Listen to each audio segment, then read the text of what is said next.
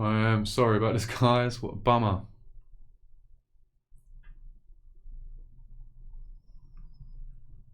All right. Well, I'm just gonna continue with it, and we'll see how we get on.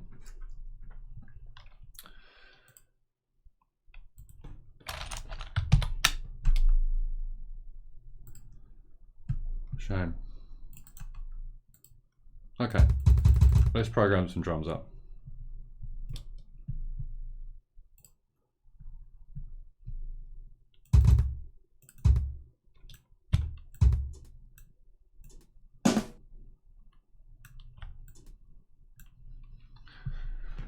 Okay, so we're going to go for some standard drum, dubstep drums. We're going to give it a go, and basically what we've got here is we've got bass drum, snare, bass drum, hi-hat, snare. Then we've got a couple of these ghost sort of fill snares. I always look for breaks with them in them.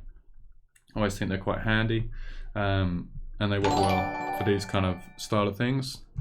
Thank you for the follow, Kit Step. That's super cool. So yeah, so it's kind of thrown me a bit, that stream thing, you know, what a shame. But let's go with it. Okay, so.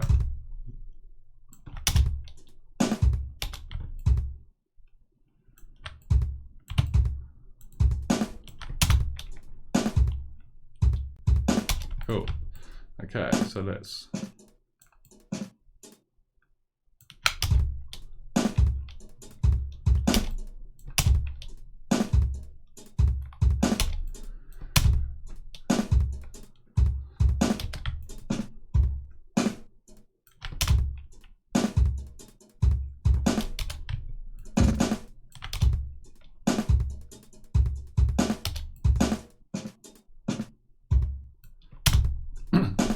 So what I normally try and do is I normally try and use as many parts of the kit as possible. So I've got several bass drums like this one and this one. Then I'll try and switch about between the two. Thanks, Reno Havana. Thank you. I am sorry. We are trying, but we'll go with it. First stream, inevitably going to have problems. So yeah. I mean, it is what it is. So let's. So basically, what I've got now is I've got these drums, and like I was just about to say, I've basically been using. I try and use different parts. So if I've got like a live break, then I try and use different parts of the break so that it keeps the drum kit sort of realistic sounding, almost like it could have been played. So I've got two snares, then I like to switch between the snares. So on this one, I've got a snare here. So two main snares, and then we've got a few fill snares. So the main snares, so this one here, and you can hear they're slightly different in the tonality. So the second snare, we'll move to there. I'll just give it that quantize. I think it moved off. Brilliant. So what we got here? We've got the other bass drum. So we are cooking on gas with regards to the drums. Right. So let's try a couple of fill snares in here. So let's. Right, so it's not a particularly good. Maybe bring the volume down on it.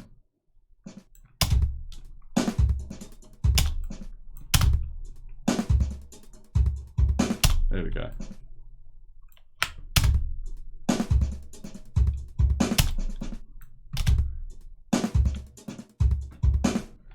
Okay, so this is the kind of thing I do. I let it loop, and then I just kind of like evolve the kit over time. One thing I do want to do now that I've got to this point is I just want to finish this loop up so we can, so let's go bass drum on the last hit there, a couple of hats, there's one, there's another one, and then we can basically just loop it over this.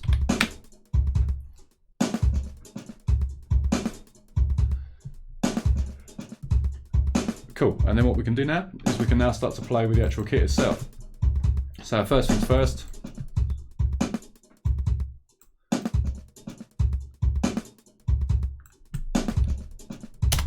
and we're going to add the filter to it. we've got to remember to copy the value to the siblings once we do anything on this bass drum channel. So that'll then add it onto every other channel. And what we're going to do is we're going to once again turn the OSR on. Copy value to siblings, so we know that that's all in the right place. And then we're going to turn this up to 3 roughly. Copy value to siblings again. We should have a volume boost.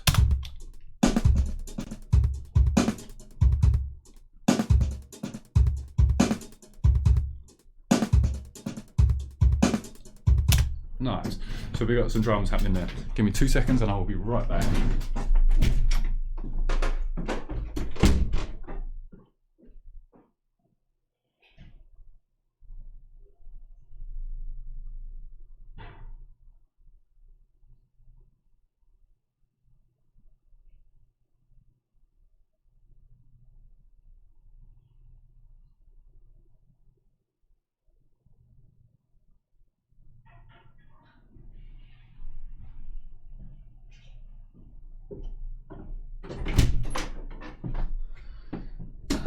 Oh, sorry about that, I am back. Okay, so we're programming up some drums. We're playing with the envelope on the drums. They sound much tighter now. We can introduce a little bit of sustain.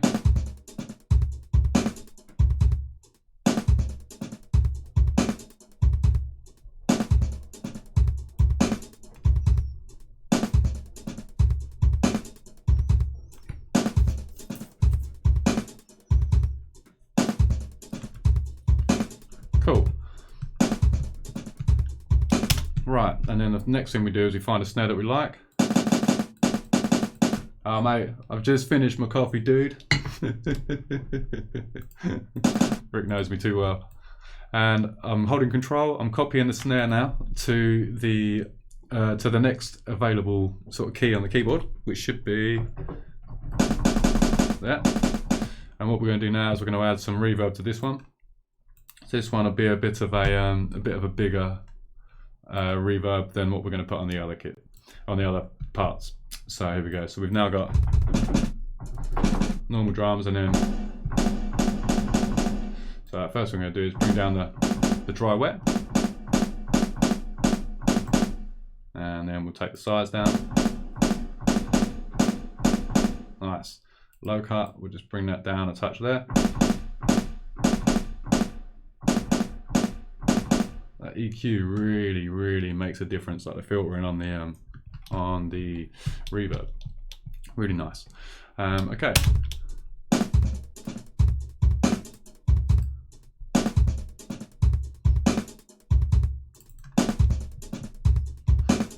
So let's duplicate this across for a second, and let's now, this very last snare in the second part, we'll just move that up to the other one. There we go.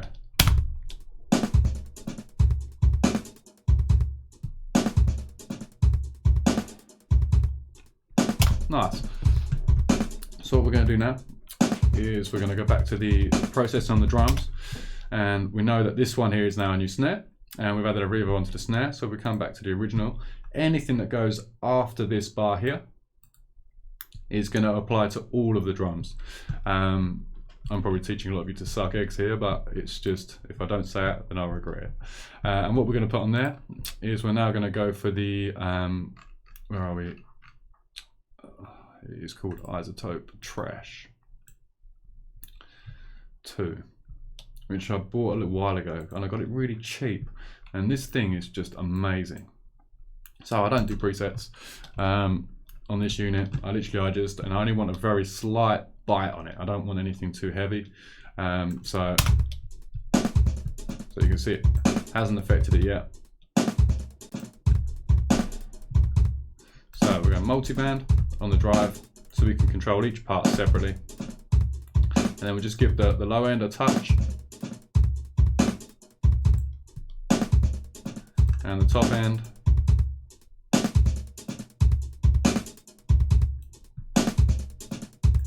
sounding quite nice, and we'll just give the middle just a very slight touch. We can probably just adjust the frequency between the low and the middle a little bit, so we get that bass drum basically we'll get the bass drum coming through more like the punch on the bass drum. So if I solo, you can solo your bands here. So we'll just have a quick listen.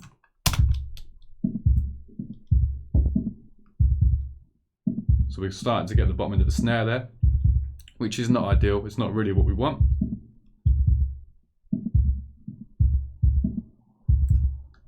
So we've got the boxiness of the snare there.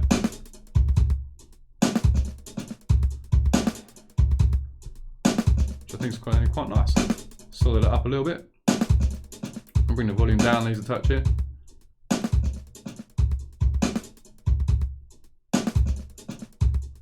So without it, just subtle. We're not adding like crazy amounts of distortion. Nice. And then I want to add a light reverb on the whole kit. And this is like a super light reverb, just so that it's not where we've cut the okay, so where we've cut the envelope back quite tight on the overall kit, we're now going to add a bit of a reverb just to try and sort of fill those gaps a little bit and make it sound a bit more natural. So I'm going to take the dry wet like really low.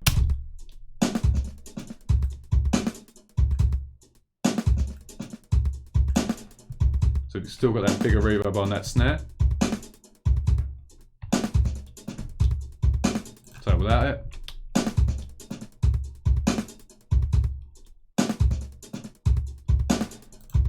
And then with it. Very subtle. So I'll turn it up so you can hear what it's doing. So that's just a reverb. Bring it back a touch.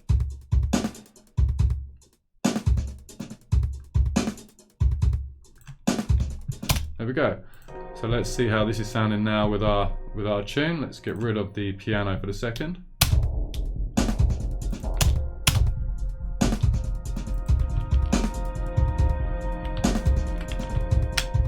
Alright, let's consolidate these.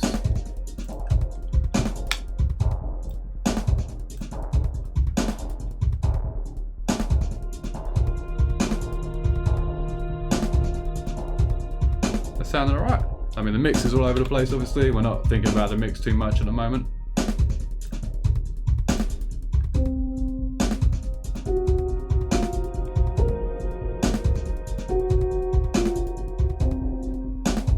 Yeah, I like that. Those little fill snares. Just having that little bit of skip in there.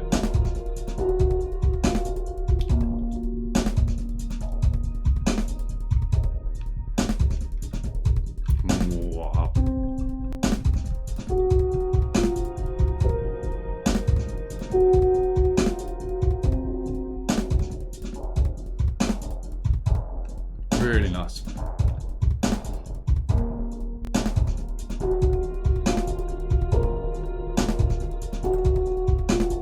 Right, and this last snare, let's now take away anything that's after the snare. So that's our fill snare, so let's end it there. Ah, that's good news. Thanks Outsider, that's brilliant. Cool, can stop panicking a little bit maybe. All right. Ah, brilliant. So it was just a bit of a hiccup. Just Twitch saying to me, nope. So it's all good, right? So I'm well stoked. Thank you for the heads up there.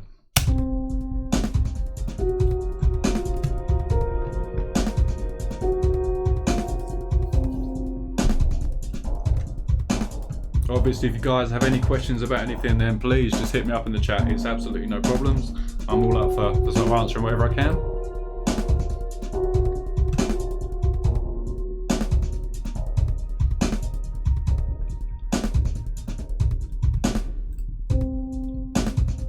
Nice. Okay, so let's get some more elements in here. So the first thing I want to add is like some effects, like a boom with loads of reverb on it, maybe, or something like that. So I think the best place to go for that would be one of my sample packs, or my where are we? This one. There we go. So I want samples. I've got no space here. I think using 165 OBS to support for 320 output as well. Oh, okay, I thought I'd put it on that. I thought I'd put it on 128, on 320. Sorry. I mean, it might just be that my sound's rubbish. So, but oh well, we'll go with it. We'll go with it. This is all stuff that we can sort out at some point. Yeah, you are right. It's on 160. But okay, well, we'll go with it for today, and then next time we'll get better audio for you guys. I'm sorry about that. Okay, so we're looking for like a boom. So I've got a hits folder somewhere, I think. Right, I've got it on my presets. Here we go. It's because everything's so small, I'm not used to working like this. So what I want is I want to go to my user library, presets, instruments, and one thing I would say, if you guys are into producing, which I'm assuming you are, then get yourselves organized. Things are so much easier when you've got a library to see you can fall back on. Thanks, Squeef, you're a star, man. Yeah, get yourself organized. Like, once you've got your folders in place and everything else, it becomes so much easier to find stuff, and also you can just spend time building sounds, and it makes everything that much easier. So in my hits folder, 2020 from last year, I've got a dark hit preset that I've already made. I'll deconstruct it for you guys a little bit. So it's literally just got a reverb unit and the compressor, and it sounds like this. That's a good noise. Sweet. So what we're going to do is we're going to stick one of these at the very beginning here. I have to 8.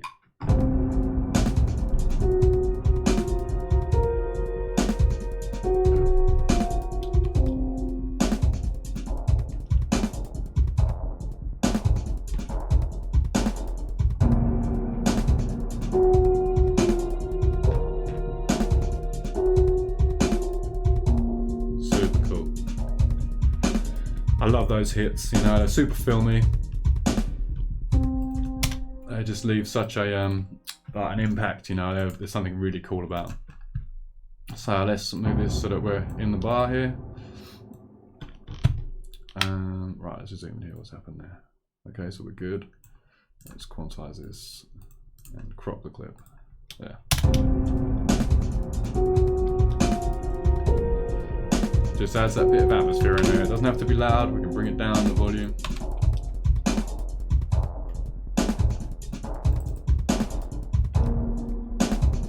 Nice. So this was a sound that I've made last year. So a little look through some of the hits here. So if I turn off the, I'll show you what I've got here. Right, what's the volume sound? I think it's pretty quiet. So let's just bring the volume up here. So this is a sound that I've made where I've just been playing with sound. Just long recordings of just me hitting stuff, or me playing with a synth or something, you know, and just recording it, just letting it record, leaving things to record, and you get sounds like that.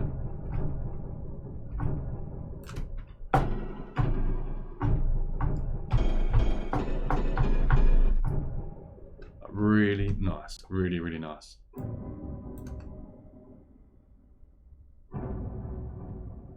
That is nice, that one. I do quite like the one we're on there. Okay, and then we'll add the compression and the reverb. There we go. So I just need to make sure I don't catch this next. There we go. Same as what we did with the drums, just bring the endpoint in. Nice. Okay, so the pitches are on now though.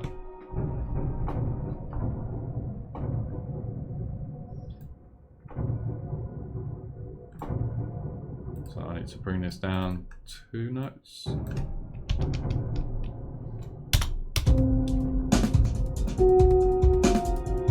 Nice.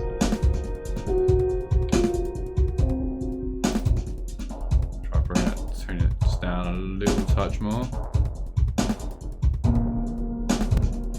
Nice.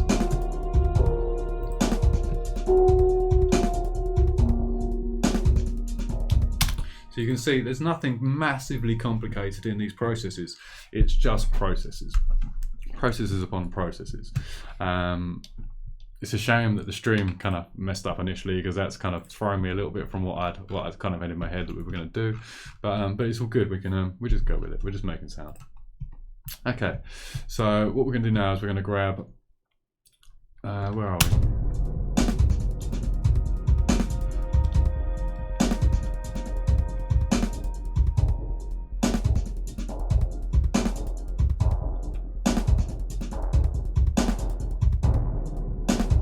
Brilliant, thanks Squeef. I'm totally down for it.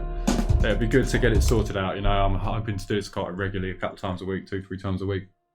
And it'd be good to understand it a bit better, you know. I've done loads of videos on YouTube about it and just sort of been trying to find out what's going on and how I'm doing it. I've never been a Twitch boy as it was. So yeah, definitely. It's all teething, man. It's all teething. So yeah, dude, but hit me up and we'll and if you know what you're talking about, then I'm totally ears. That'd be really cool. And cheers, Rick. I'm happy the stream's rolling all right. It means you can proper see me panicking, which is cool.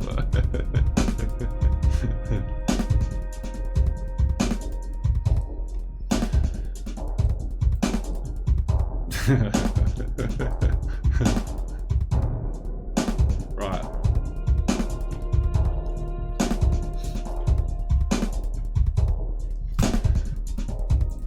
I kind of like where we've gone with this. This is cool. Right, okay, so let's grab Serum. Another one of my favourites. And let's open this up.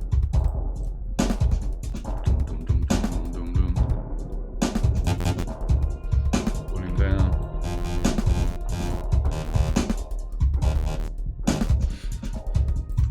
Now, I'm not going to lie, but with Serum, I have a tendency to use the basic shapes. I don't know why, I'm really into just like the basic saw waves and that kind of stuff. Every now and again I'll venture through and I'll play with a few of the other wavetables. But in general I kind of stick around the saws and that kind of stuff really. Saws, pulses. Yeah, so it does everything I need to do. So my plan with this is to make like a pulse, like a boom, boom, boom, boom, boom, boom, boom. It's going to sit just lower than that other one we put in there. We can cut the weight out of that so that we're not using it as a bass. In fact, we'll do that now. So what I'm going to do is grab an EQ, which I'm going to do from here, Audio Effects, and we're just going to grab the Ableton EQ8, and we're going to put that just before this auto filter. We're going to change this first point to a high cut, high pass, not high cut, high pass, low cut, and then that should just take out that very bottom end on this noise. Let's start from the right place.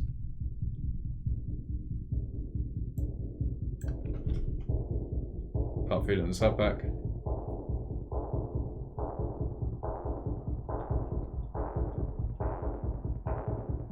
Nice. So if we can get like a nice sort of hit working with Serum underneath this, like a nice rolling sort of style thing, then that could be cool. So at the minute we've got just a very basic square wave. So the first thing I'm going to do is this theme. Okay, so this theme is, I'll go to preferences, wherever they come up. Right, so we are look feel. This theme is Modern X. It's a free theme. Modern X. Everything is exactly as it was on the default for Modern X. So there you go. Definitely worth a look at. Much better than the original Ableton themes. They're kind of annoying. So the first thing we're going to do with this is we're going to have it so that it re-triggers every time we press a key. And then we're going to assign this to the level, turn this down. Yeah, so we got that. We're going to put this on 8s.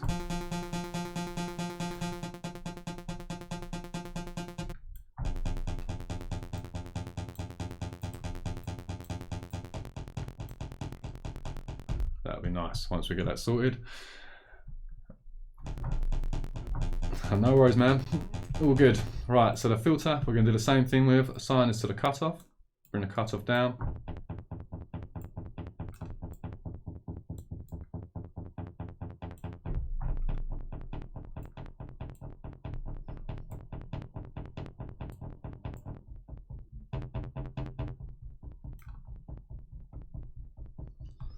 So yeah.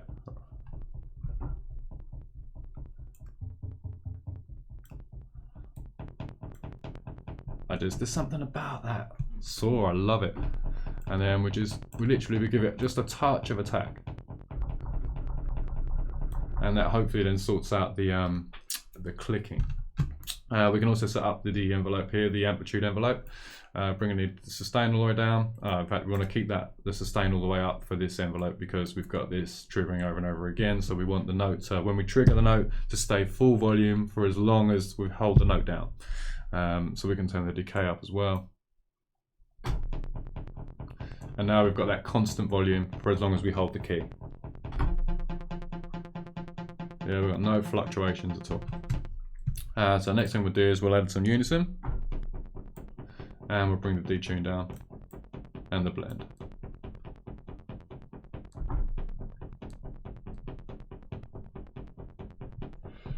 We're not sounding very weighty in a minute, but we can sort that. So let's bring the cutoff down a touch. And once again, give it some drive.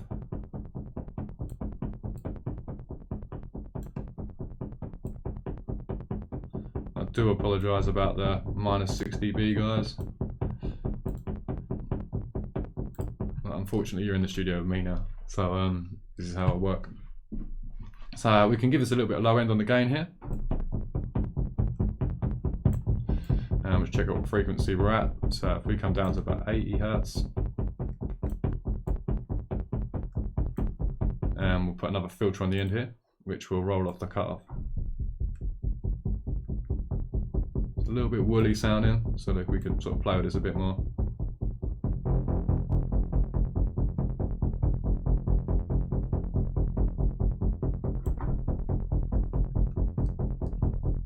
Something quite nice about that. So let's program this in, and we can continue playing with the noise a bit easier then. We haven't got to keep placing the keyboard. So we want to come from here. Once it triggers a note, there we go. Drag that out to the middle. Duplicate it.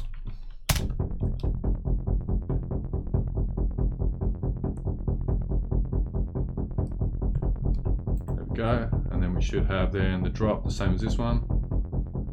Here. Sweet. And now because we're treating this one and we're adding more bass to it, what we're going to do is we're going to grab this utility plug in here from Ableton, and we are going to put the bass mono ticket on, and we're going to take that up to about 250. So then anything below 250 Hertz is now completely mono, which is obviously better for us. We don't want any wide subs.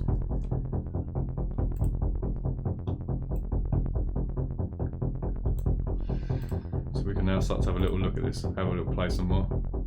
Try a second oscillator maybe. Remember to add the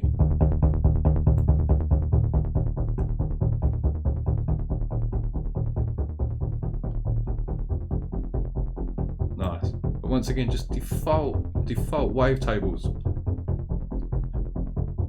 Nothing complicated. Just turn the random off so every time it triggers it's exactly the same.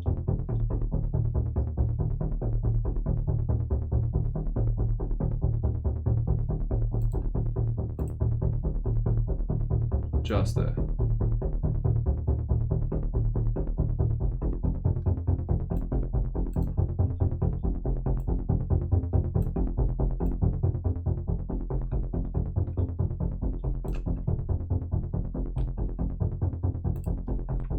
Let's try that with this other noise.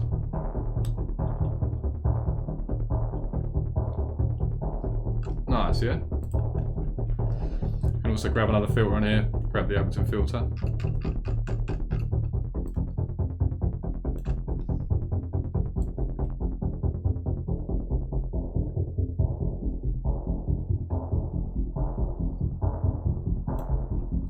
Add a little bit of drive to it.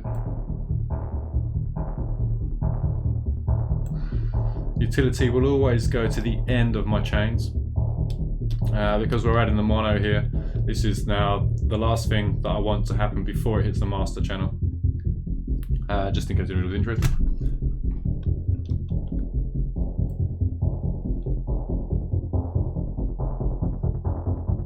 kind of have that follow the other one a little bit.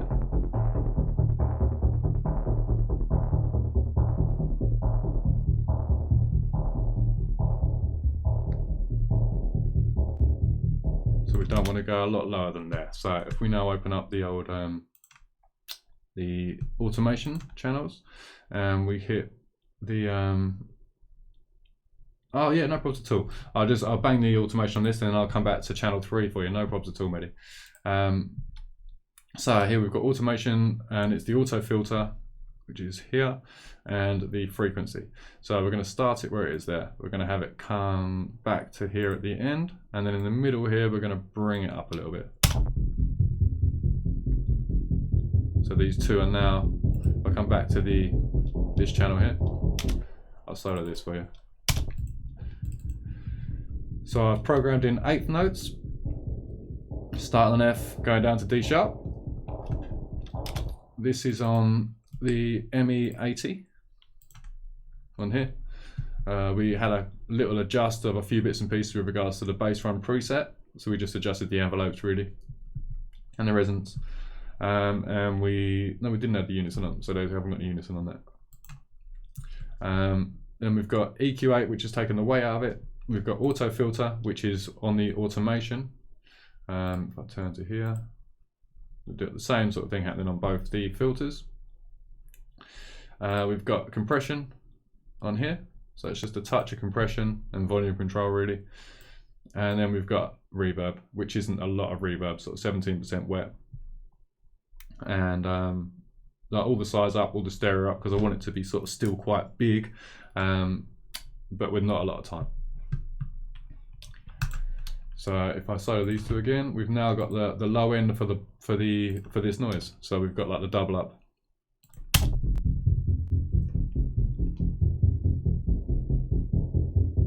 Cheers, man. It just takes it from being stagnant to a little bit more interesting, man. I mean, it's probably a bit much. We could bring this automation down a little bit and it wouldn't hurt it.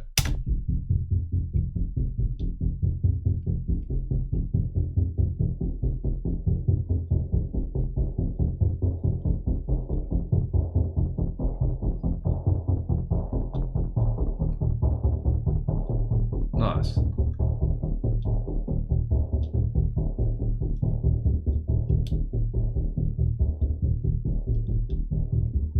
Yeah, so you got the two that complement each other. If I unsolo that, we'll see how it sounds with the whole thing. The piano's turned off at the minute, channel 4.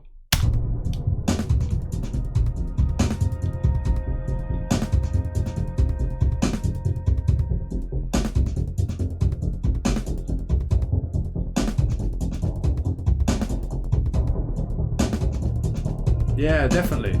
That made all the difference. So that it kind of keeps it, once again, keeps it a bit more interesting. Hey, Deep Tempo. Good to see you on. Thanks for joining. So all very sort of kind of basic stuff, but yeah, it's kind of that's all I do. It's just basic. Nothing I do is particularly complicated.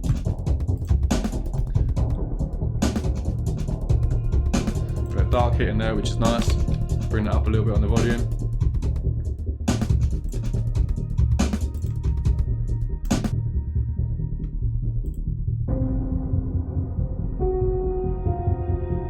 No worries, Squid.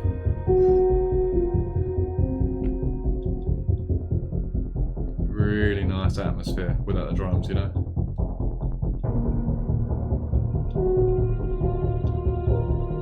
Drums will probably work really well on a bandpass filter, you know. Let's try that. So let's bring the bandpass. Yes, Mr. Gavin, Mr. Gruesome Houston. How you doing, man?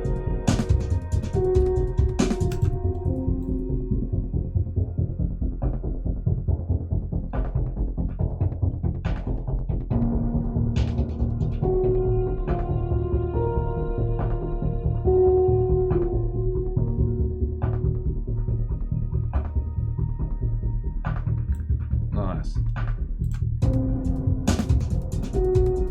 Your intro drums and your drop drums. Cheers, man. So the melodies from the game, the Distortion VR. the game I'm writing the soundtrack for.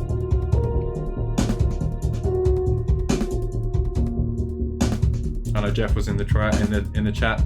He's the guy doing all the gameplay and graphics and everything for the game, man.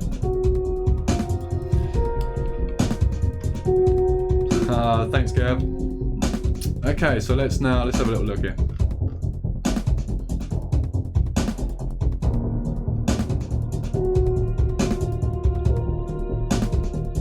Yeah, we'll see, John. We'll see. I'm not sure.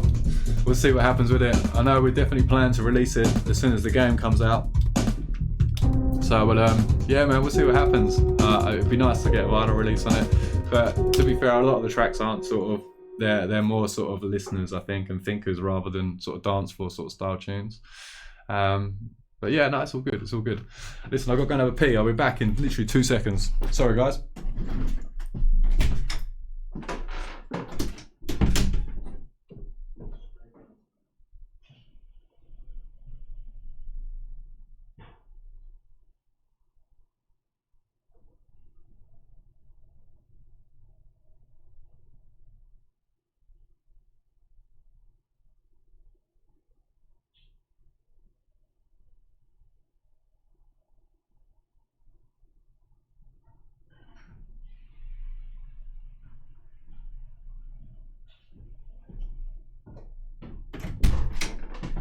Yo, sorry about that. I am back in the room. Back in the room. Okay. So I'm thinking that we should maybe get some basses in here, have a little play with a few bits and pieces. We could do a bit of bass design.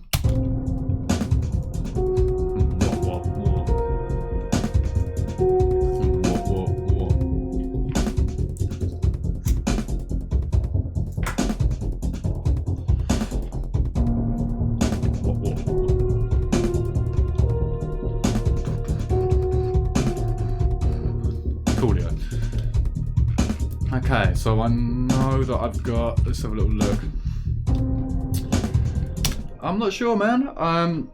I figured I'd just go until we get bored, really. So, I mean, I don't know how long we've been on for. What are we on, an hour and 40?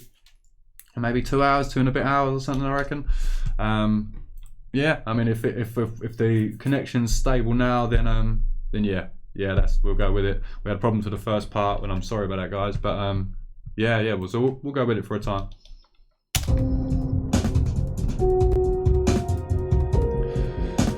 Okay, so I've got some basses. Let's have a little look here. So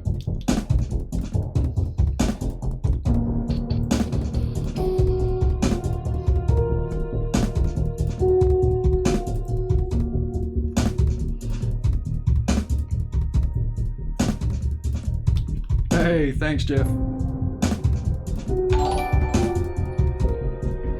Alpha Kieran, thanks for the follow, dude.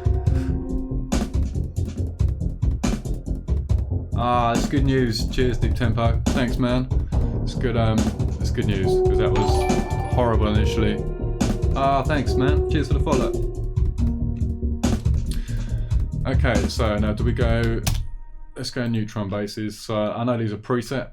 With regards to I've made them already, but we'll twist them up some more. We'll have a little look. So we're just going to grab a random 3-band, see what happens with that. When it's either going to sound good or it's going to sound rubbish. So let's see where we're at. Yo, Alpha Kieran, how's it going? All right.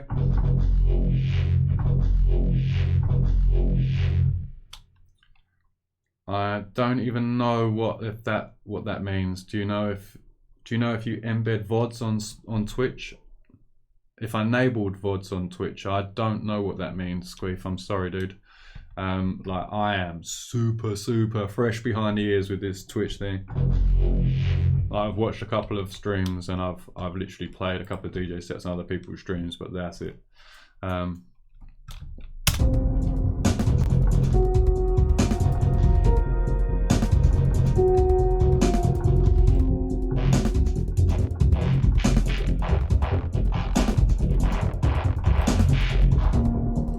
what I'm talking about.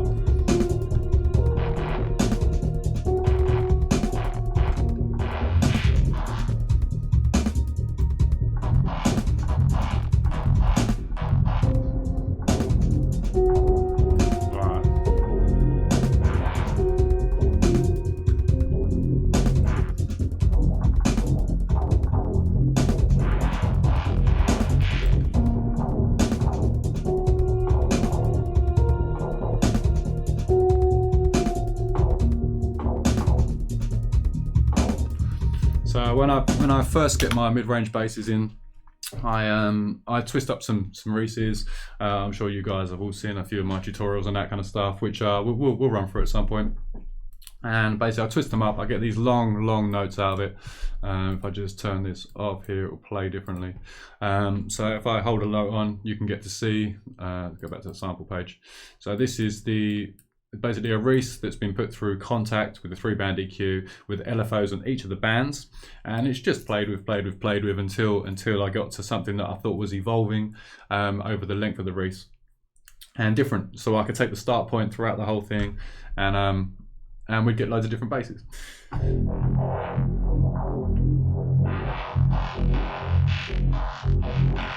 So there you can see it's constantly changing.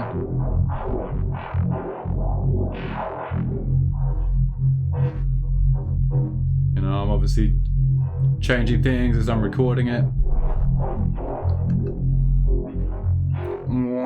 Right there's a nice little noise. So this one here. Hey Shapeshifter, cheers for the follow, dude.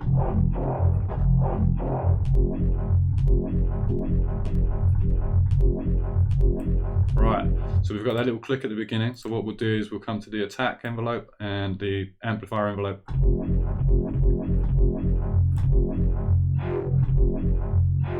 Yo, Shapeshifter.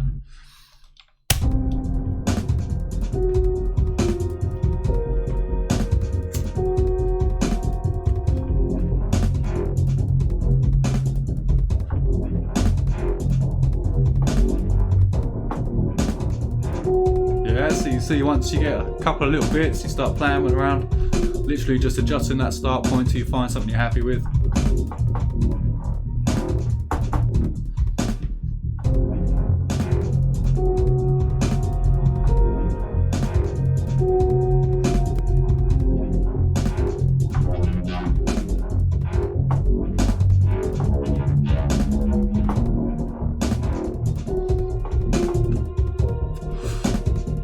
Also got a little bit of a thing about starting the mid-range basses off the first beat of the bar. So you leave that first beat clear.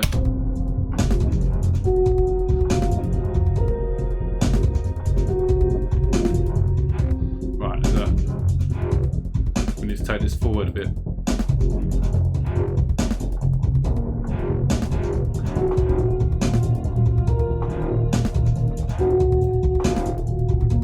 So there's little bits where it's going to fit. And this is what I do. I literally let it roll and I keep pressing the key. Yeah, so that's a good place. And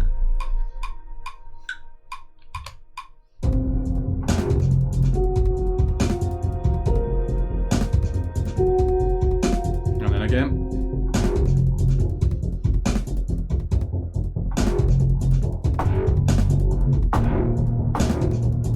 So a bit of a mess up there. Same sort of thing again.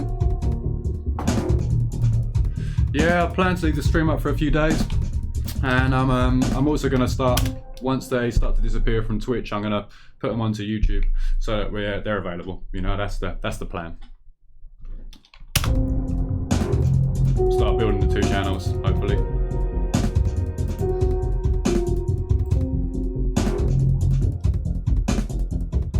Ah, okay, I'm with you. My dodgy plan, isn't it? Cheers, Austin. Thanks, man. And cheers, Squeeth. Yeah, no worries. I'll the plan is to have them up for as long as possible, and then shift them across to YouTube. That's the plan, you know. So as you can see, it's all my yeah, cool. You can see all the stream mess ups at the beginning. It's all good, man. It's all good.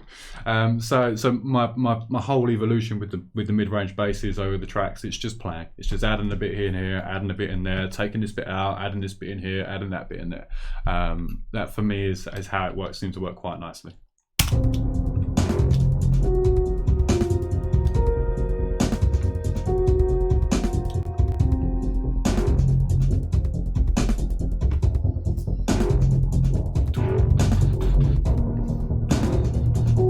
Nice.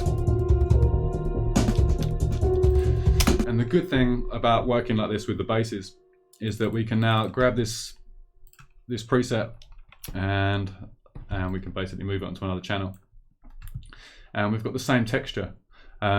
Same texture throughout our basses now. So now if I press the key again, we've got the same bass again, but I can now move this start point about, and we've got from the same bass, you know, from the same sort of core sound. So the idea being is that we don't get sudden shifts in textures and stuff, you know, it's all quite organic sounding. I'm really into that kind of thing.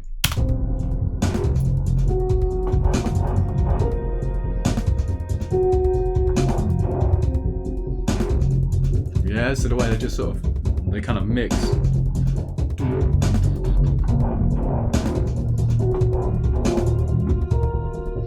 kind of get like a bit of a conversation. Hey, shapeshifter. Cheers. You kind of get this conversation happening between the different sort of bass hits. There we go. That was perfect. You know, sometimes you get those little happy mistakes. So we'll stick that in there.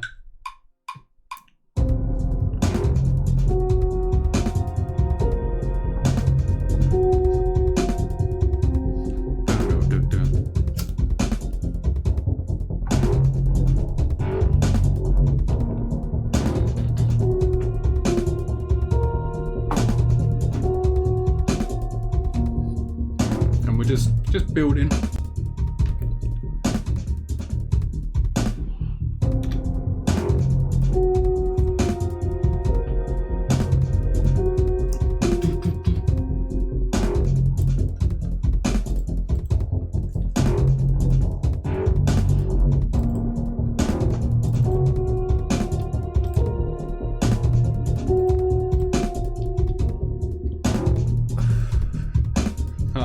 Good. The Bob Ross of bass.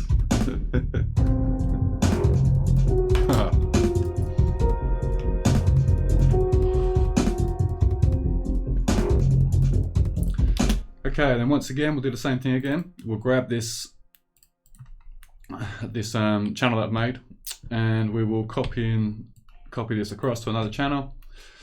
It automatically copies the same everything, the same settings and everything, and arms the next track. So yeah, that was the noise we just used. Once again, we'll move the start point around. Nice. What's the pitch bend sound on here? Let's have a look. Okay, let's stick up to, let's try 13. There we go. Let's try just 12, and then we've just got the octave there.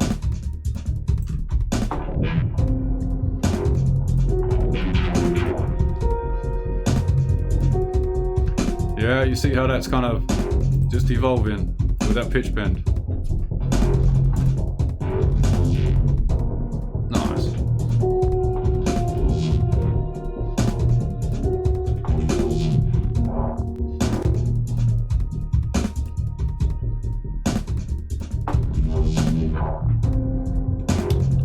There we go. So that last bit there will stick in. Excuse the out of time. Not there.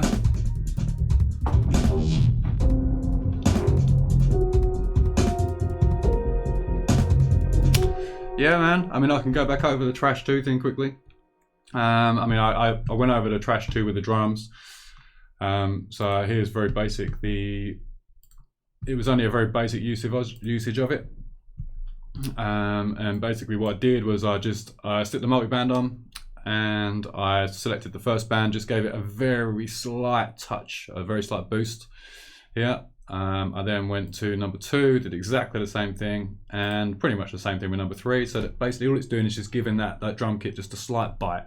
I adjusted the bottom range between the bass and the mids, the frequency there. I adjusted that slightly so that it just caught the very bottom of the snare and the punch of the kick. And that was that. So the difference between the drums without the trash 2. Yeah, they're cool. Just a little bit more bite on that snare. Very, very basic. if I come down to the neutron channel, where are we? I can grab the, yeah, super subtle, man, super subtle, but it's just enough just to give that bit of a bite on that snare, you know, just to make it cut through that mix a little bit, just to give a little bit more strength behind it. I'm all up for subtle, man, all up for subtle. You can always take it off and you can always add a bit more, but I kind of, subtle just kind of works for me. It'll be the same with here. Here we go. So we've got on the, this is the mid-range bass with the one that I just added in with the pitch bend.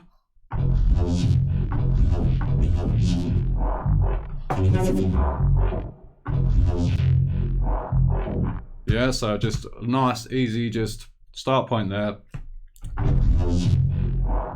Bit 12 semitone, so an octave pitch bend, and with this one I've made it so that I've put it on multiband again. There's no other functions on here, just this trash one, and we've got multiband on. We've given it quite a bit of bass boost there as it was. We've then got mid-range, similar sort of thing, and the top end, which we've given it quite a bit, which I should imagine gives it that bite. But bypass it. Once again, super. Just gives it that little bit of something, you know. It's just enough to warrant me putting it on, I think, in my eyes, you know. So yeah, man. So let's turn the piano off for a minute.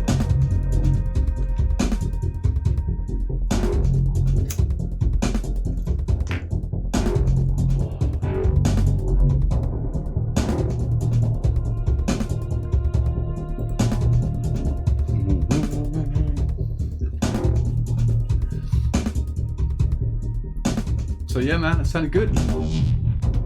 We've got a bit of a volume issue with this last one, which is fine, we can sort that. That's here, so we're bringing this down a touch. And I think we could probably put a filter on this.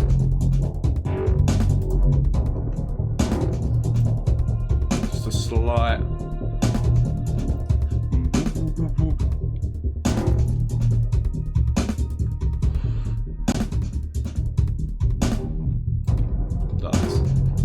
So we'll automate that filter.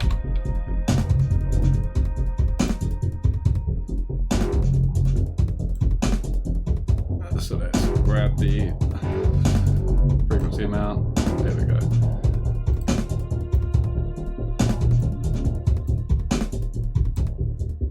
Try something like that.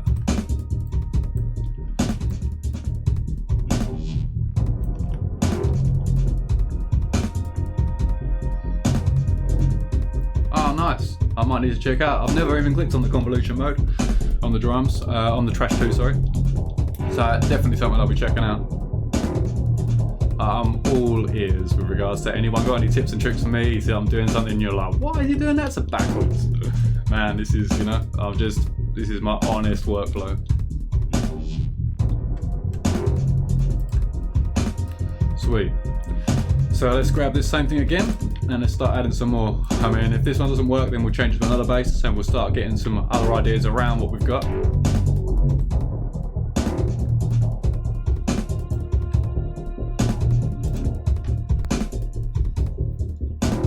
Right, let's bring the filter back up on this next channel and let's try adjusting the start point.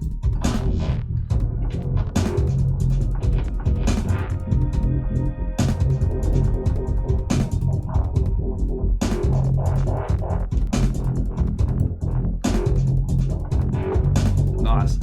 See, I love those little hits in between stuff. So this part here,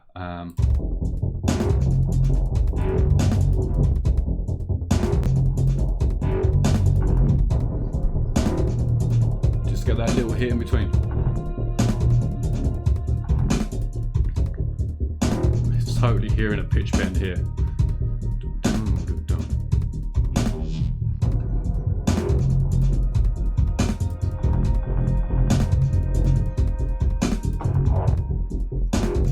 Nice.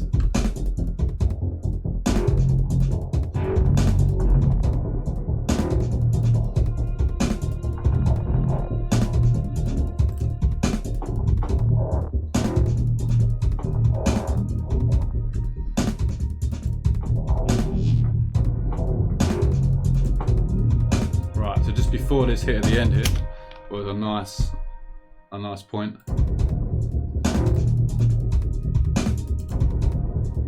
Toxic thing's always out of time. It's all good. Right, okay. So that'll make more sense in a second once we press stop on there, right? And again, it's fine. So I now need to work out where this one starts. So this one starts right over here. So 2123, sorry. So this one is going to come over here just before it. So we're going to have the hit there, have it stop before the next one starts. So let's slow these to a second.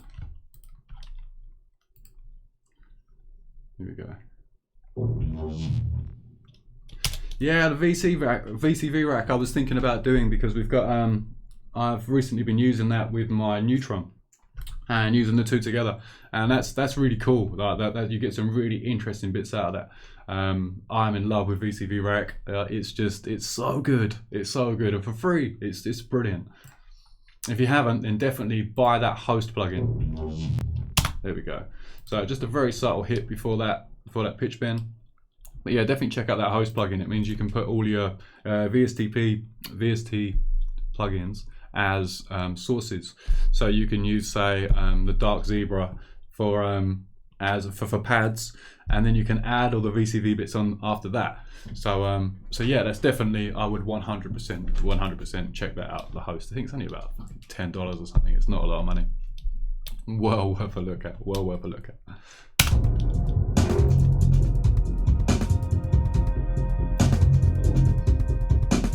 The Neutron is brilliant, man. I love it.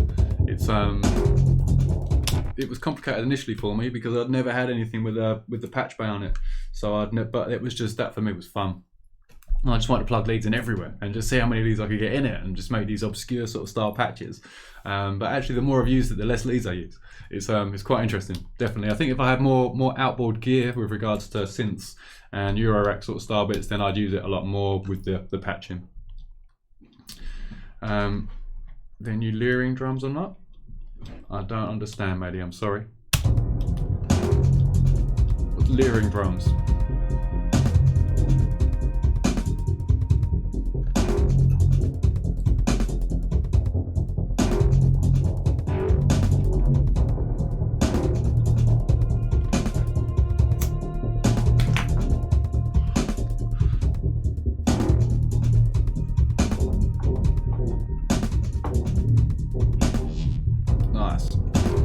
Okay, so let's grab another Neutron bass. Let's come down the bottom here. Let's grab one of these.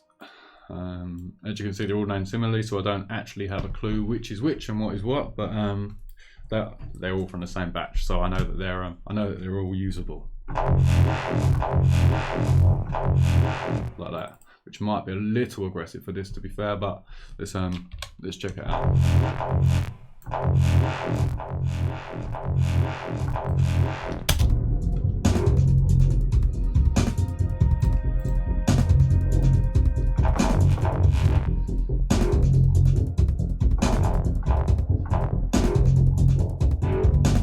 Yeah, man. Yeah, totally as well. What I'll do is for maybe the next stream, I'll get on the Neutron.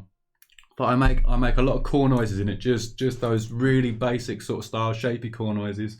The other day I was playing with it and I basically just made a lot of Reeses, just different sort of textured Reeses, that kind of stuff, just really long 30-second long notes.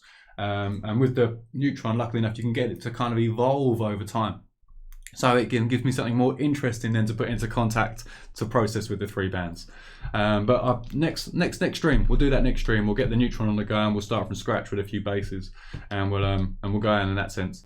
Yeah, no worries, man. All good, all good. I like to say, this stream, it was my first stream, and I didn't know how it was going to go, or I didn't even really know what I was going to do. So I just figured that I'd just get in here and just do what I do, and we'll go from there, you know. It might not be the best tune I've ever produced in my entire life, but you get the idea on how I'm working, how I'm building, that kind of thing, you know. So it's just a bit of an insight. So yeah, but definitely we can get the Neutron on the go. I love it. So we'll have some fun with that. I got a whole heap of leads, so we'll get it confusing. And yeah, man. Yeah, and also I got the sound card that does the thing out, so I can connect the CV app to the neutron and back in again. Oh, cool, wicked, man. I'm happy. I'm happy you're enjoying it, man. Thank you for joining, dude. Definitely, it's really appreciated. Right. So that's like a first hit in there, I reckon. So we'll get that at the beginning of that bar. Dum. Damn, what are we doing? Right, obviously too long now. I'm not looking at the right amount of bars. So just take that end in until it sounds right. Dum dum. So we hit a double there.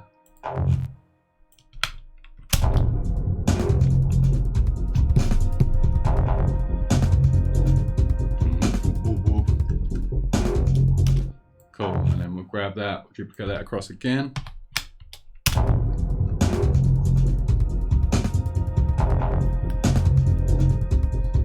Whoop, whoop.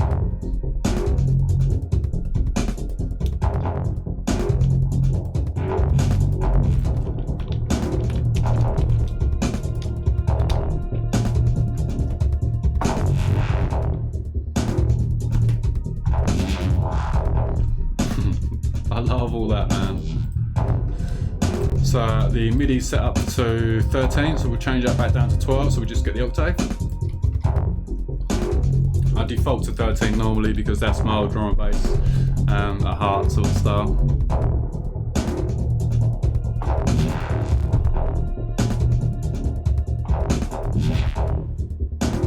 The pitch bend just works so nicely, especially when you're a bit aggressive with it.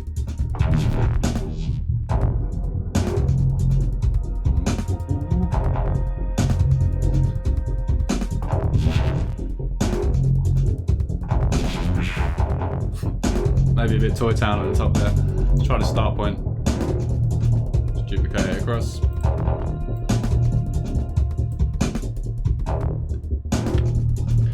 And let's take the start point up.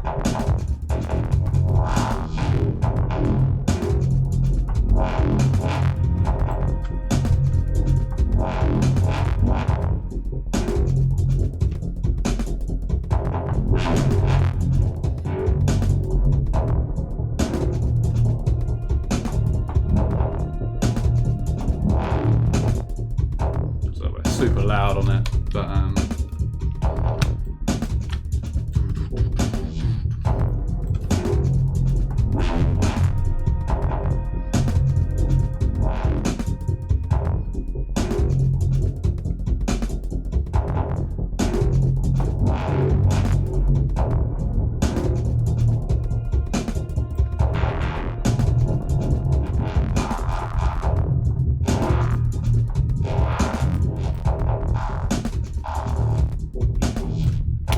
there's so much just playing, man. So much just start points, start points, start points. Ah, thanks, Shapeshifter. Cheers, dude. It's really kind of you, man.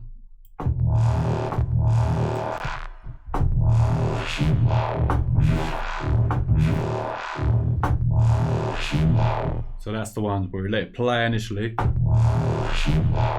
That's such an ending phrase. Sick. So let's have a little look here. I think that might even be better than this one. So what we're going to try is we're going to just literally shift that down to here and see how we're sounding with that. It's just more rubbery almost. That's much better. So let's draw this out. We want this to go right to the very end of the bar.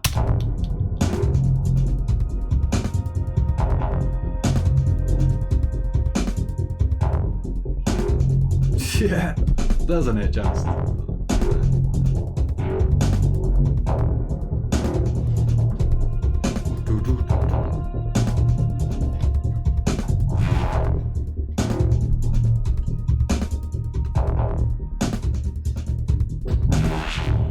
Nice. Crazy loud, but nice. Better than that other bass, which was this one. Let's have a little look back at this one.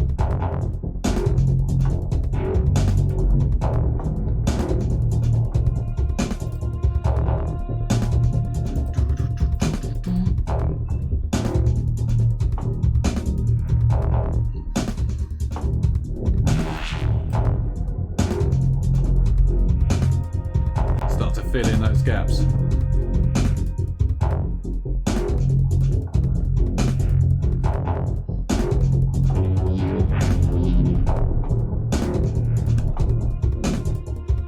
So it's just the octaves are playing it.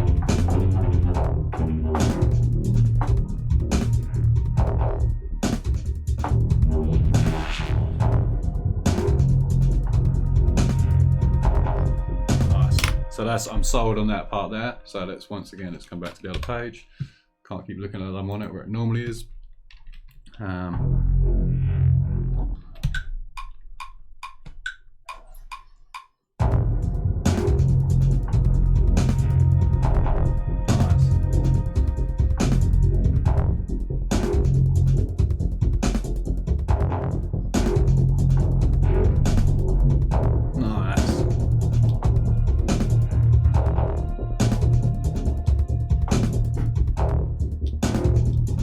Just adding some random notes in.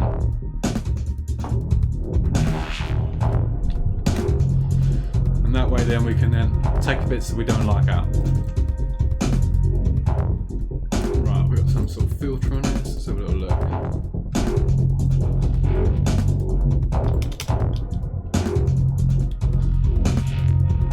Yeah, that's got potential. So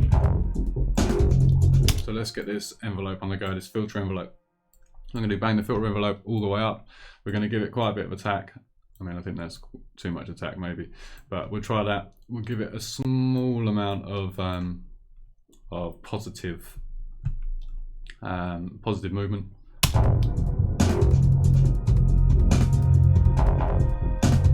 Hey, Warrior Dubstep. Cheers for joining, man.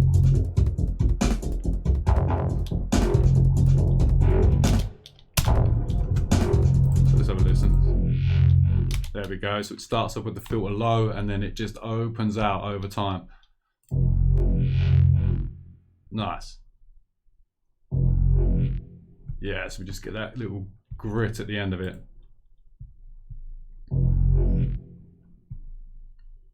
Nice. Cheers, Shapeshifter. Have a good one, man. Cheers for joining. Take care.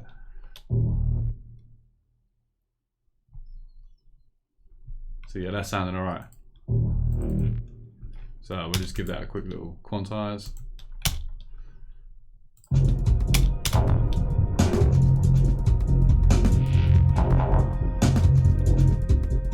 What's going on there? Okay, so we're too long on this. Here we go. So this has come long.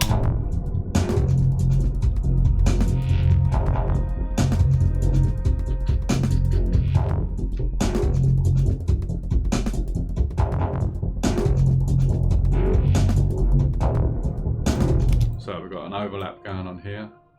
So, okay, the easiest thing I find to do now when we get to this sort of stage is grab all of my basses, my mid range, and we'll group them together. And then what we can do is we rename this and we'll go mids group. And we know we're rattling. So what we're going to do now is we're now going to just solo this group and we can have a listen, make sure we've got no overlaps going on, because it sounded to me like we've got a bit of an overlap coming on here somewhere.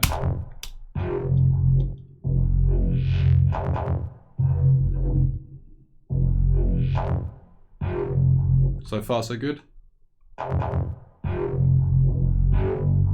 Nice.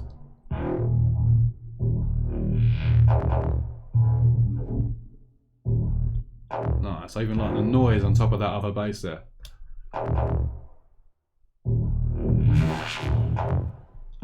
So what was happening here? We had a bit of a pop. So where's this next bass start? Click on the wrong screen again, sorry guys. So this starts at the beginning of the bar and goes to halfway. This also starts at the beginning of the bar. Oh no, that was the same one. Okay, so that's cool. Nothing there, that's cool. That's cool. And that's all of them. That one, that's the problem. So we need to cut this other one off after. here. Let's make a bit of ceiling out of it. You watch. There we go. There. Okay, so we've got a click at the beginning of that alarm, which we can sort out. This needs to come forward a touch. Sweet, okay. So I just need to get this last one now, which is this channel here, and we'll just sort of start point on it. So we're just double checking here. Try that there. Okay, well that was a better start point for it. We just need to bring this start out.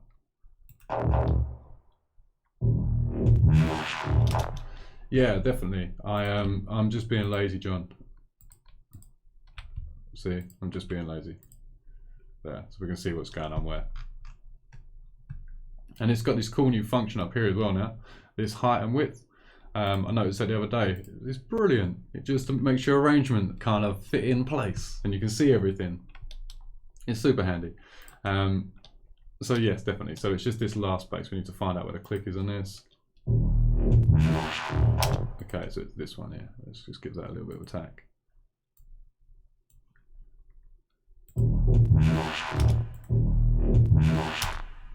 We've definitely got, there we go, we've got overlap happening here. Sorry guys. There we go, hopefully. Okay, that's fine. So this one, make sure it's not the end of that. Okay, cool, so we know that it's definitely this one here then. So if I give me the thing.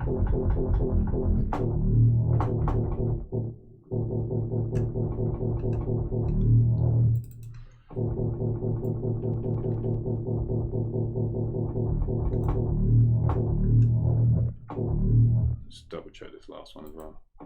Not this one. There it is, that sneaky son of a gun. So let's grab that.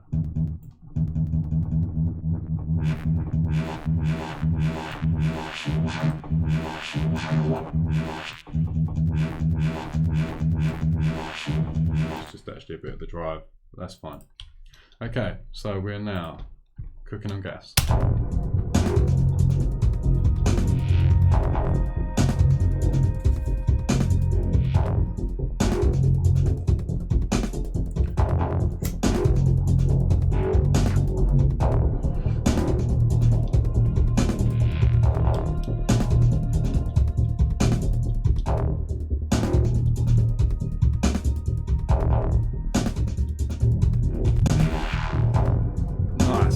Something really cool about it. Let's have a little look here. Let's bring the attack down, not the attack, the filter down, and let's do that. So we want, what we're doing, sampler, and then I want filter, frequency.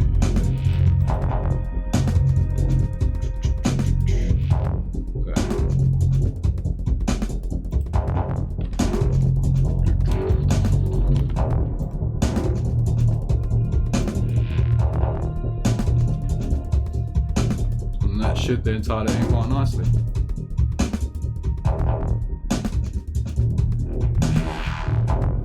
Nice. You see, you're sort of building the phrases with the basses, you know, just by just a hit here and a hit there and a hit here and a hit there, just to make that kind of riff going on. All right, let's get this piano back in there. See how that's sounding.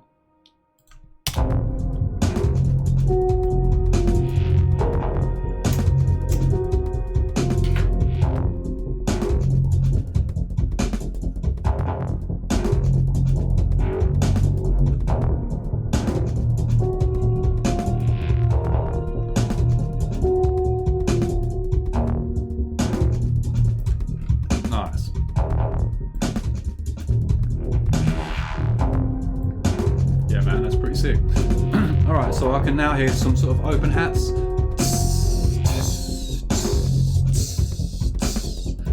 So let's now grab some hats. What have we got open? Need to be bigger than that, more sort of rocky, I suppose. without them being hit too hard. Open.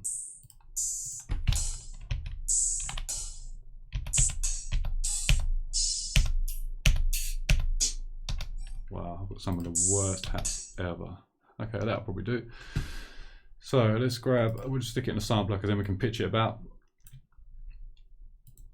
Let's come back to the drums, and then we've got,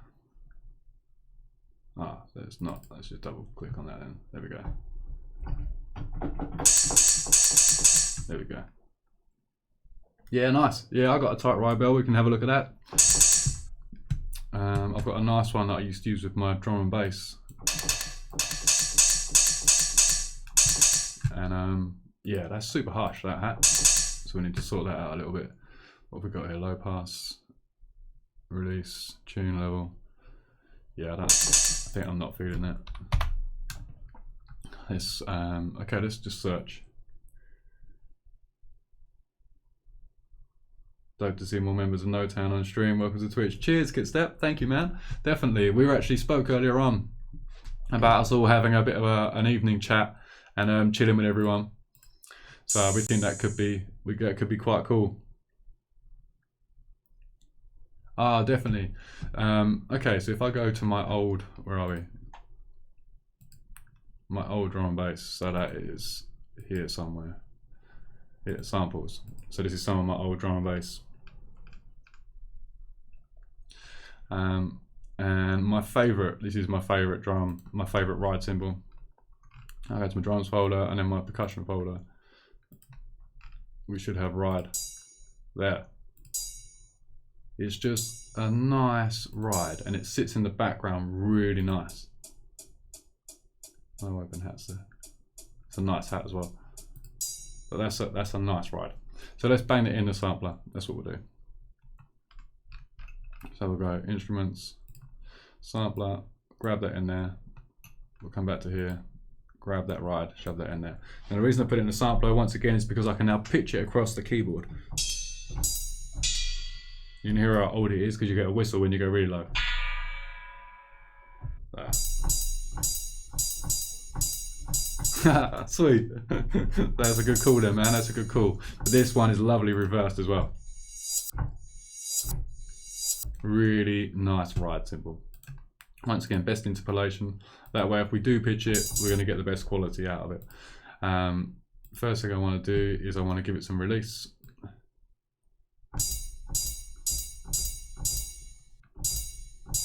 There we go. And I want to turn it on again so that it doesn't re-trigger itself. So that it doesn't cut off the notes when it's re-triggered. There we go. So that's a nice ride. So let's not go massive like that because we'll get confused. Let's go to 11. Insert MIDI, and then we can now. But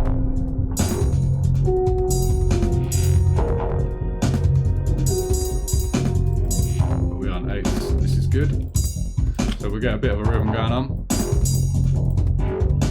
Make sure we've got some decent, first thing I need to check is make sure my velocity to volume is all the way up. So now we're now fully velocity sensitive, which means this first one's going to be way loud now. So cool. And I really, when I program rides and hats, I really like to sort of play with the velocities, so that you get like some realistic sort of sounds out of them, almost like it's being played. I mean, I don't set anything off the quantized, so everything is always quantized. But there we go. So we'll duplicate that, and then we get a couple of doubles in there. Just bring that, sorry, actual doubles in there. Let's quantize that. Ah, okay, 16, so be handy, wouldn't it? There we go. Get that so that it's really quiet. There we go.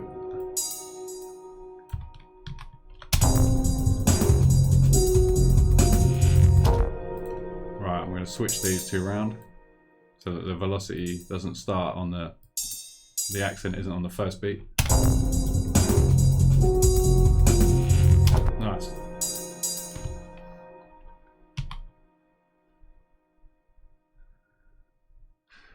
I'm not against using the drums in audio at all. I'm really not. I mean, I like the idea of being able to see the beginning of the wave straight off. Like, that's all cool. Your beginning of your hits, your transients, like that. I totally see that there's a big bonus to using writing like that. And also you can reverse stuff, and you can sort of proper edit stuff on the fly quite easily. But I also I like having the control, and I don't feel like I have that so much with audio as to what I do with the samplers. With the sampler, I've got a separate control over my attack and decay, sustain, release, and it's there where I'm used to it being. That's what it is. You know, I grew up using the samplers, where we programmed in the attack, decay, sustain, release, like with our ears. You know, you did it on a wheel with the play button. Do you know what I mean? The play buttons out there, they're baggy. My play buttons, where I used to press them so much. But yeah, man, MIDI's the way for me. You know, it just works. You know, I can get what I want to get out of it. I can be as expressive as I want, and for me, it's quick. Everything's in one place. As with the audio, I find that I'm backwards and forwards a little bit, and I start to waste a lot of time. But man, there's no rules to anything. You know, definitely no rules to anything. And like, if that's how you want to work, man, then work like that. I'm definitely not saying there's a problem with that. Definitely. Right, so the ride's sounding okay. Heard better ride patterns, but that's alright for the minute. What we're going to do is we're going to now put a compressor on it.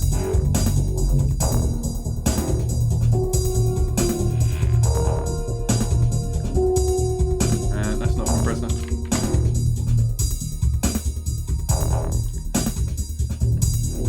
And we're now going to sidechain this to the main drums, wherever they are.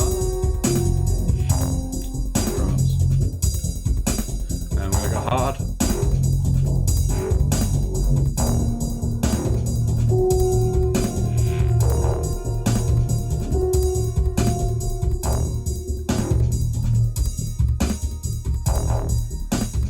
Let's just play with the volumes quickly.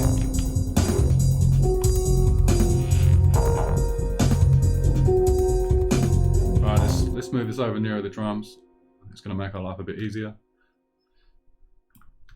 And then we'll group these two together once again, so that we've got like a tidy sort of work group, drum group,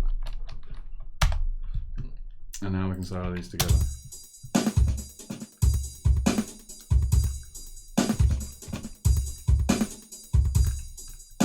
Right. So the ride cymbals. Let's just check these quick, and let's.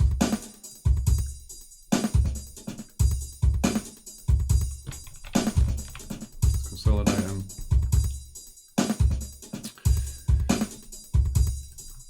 Right, and let's try pitching these down a little bit.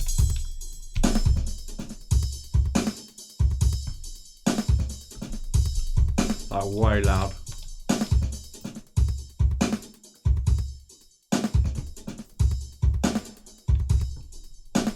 Yeah, there's something quite nice about that, but just sitting behind the drums there.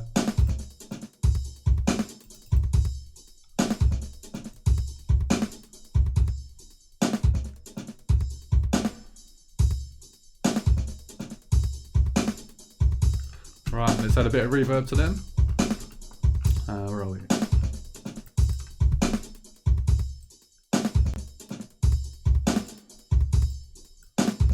Make sure we're on more of a high sort of cut with the reverb. Nice. Just adds a bit of softness to it. And we're going to give it a little bit of a high pass as well. Once again, we'll add a little bit of drive in there. And then we'll add the high pass. So there's definitely no bottom end in there at all. We're going to add that compressor again. We're going to go after the sidechain.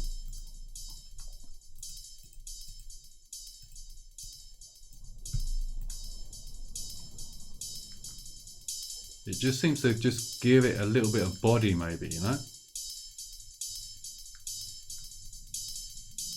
I mean, yeah, I could do the trimmer but there's something different about it, yeah?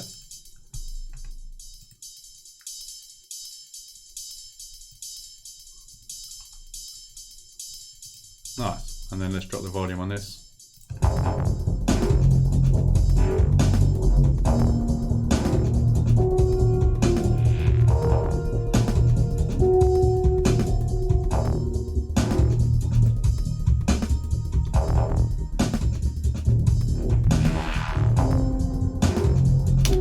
Yeah, I'm not sure what to say about its ride. I like it and I don't. So let's play with it some more. Let's flatten it. So let's freeze the track. Don't know how it's going to like that because I've got the side chain on it.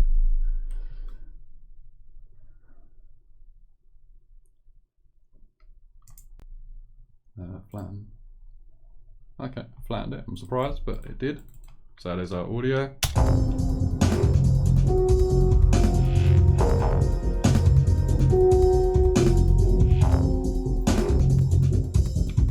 Okay, so completely out of interest because we've got to try everything. Let's try sticking a reverse on that. And let's put another side chain on it so that it's super hard side chaining. It might work, it might not. I mean, we've got nothing to lose. Okay, so let's side chain it again to the drums. And then we're going to go all the way up with the ratio and we're going to bring this.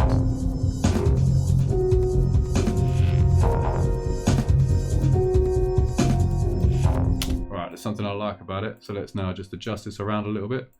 So let's try just lose it. Right, there we go. So that first phrase there is really nice.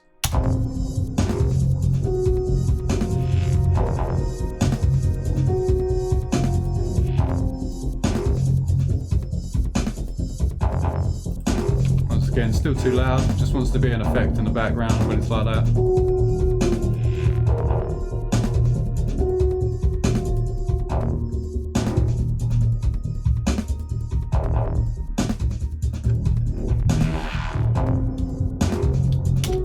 And then we could introduce the original ride again and just have a bit more of a standard pattern with it. So where are we? I want to go, sorry, up here, instruments, and we'll grab the sampler again. And then we will go to ride, grab the ride in again.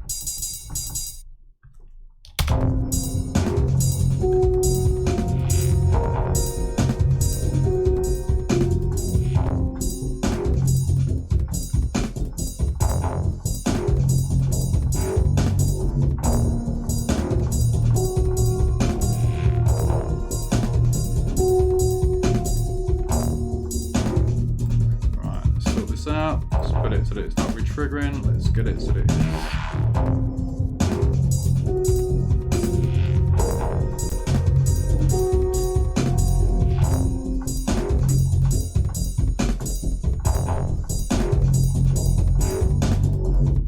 right, something I'm liking about that. So I think we will go with it. So let's come back to this other page. We'll program this in, or we'll play it in.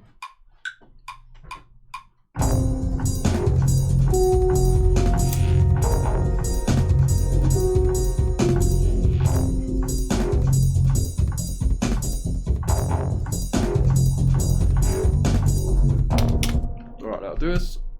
Take the end point back to the bar there, and then we'll consolidate that. Come in here, and then we will just quantize this on 8s. There we go.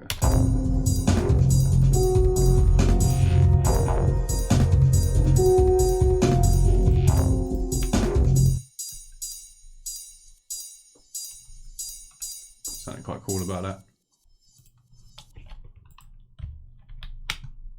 So we haven't got to have this all the way through, you know, we can cut bits and pieces of it in and out.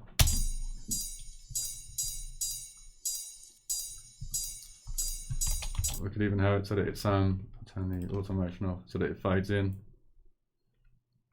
And then we could have the same thing again, just get rid of that, bring it back. So we've got two parts.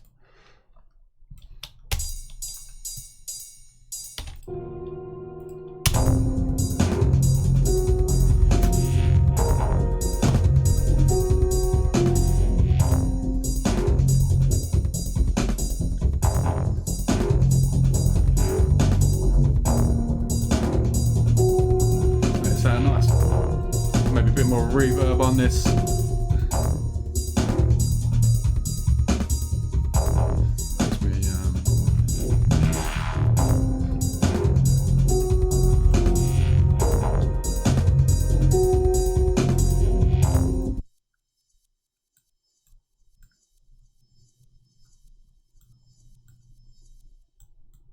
Nice.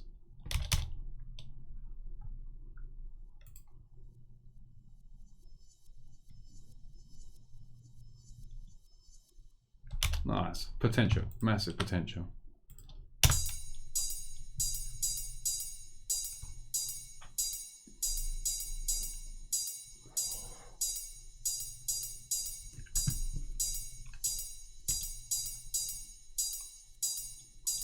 Nice. And that will just, in the background, you won't notice it initially, but every now and again, if you're listening in the cans or something, it'll just be there. Like these little elements in the background. I love all this kind of stuff, you know? And we've taken something that was okay, it wasn't particularly brilliant, and we've just made it into something different, you know? We've not lost it, we've just changed the texture and sort of placed it better.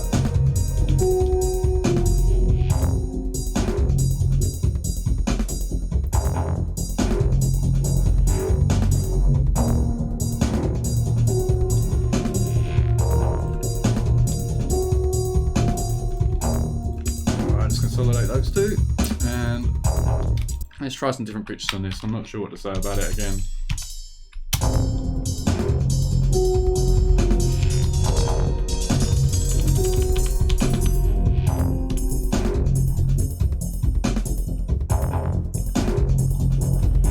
Okay, let's try something with this. Let's go for a bit of delay on that. We're on the right channel here. There. Let's grab some delay. And do you know what, Rick? I never ever use transient shapers.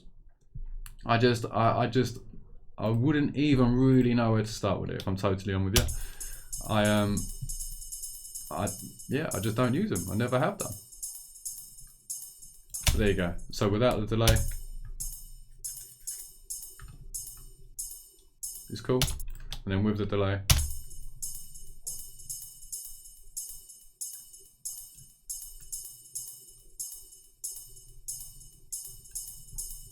there you go, you get a bit more of a rhythm with it. I mean, I can tighten it up with the envelope, you know, with the amplifier envelope.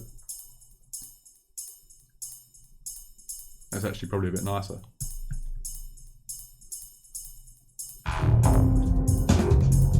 But yeah, no, I've never used a transient shaper, Rick. I had a look at a couple a while back and was just like, okay. I didn't really get out of it what I was hoping to get out of it. I always seem to go over the top of it. So yeah, man. A bit more feedback on there, maybe.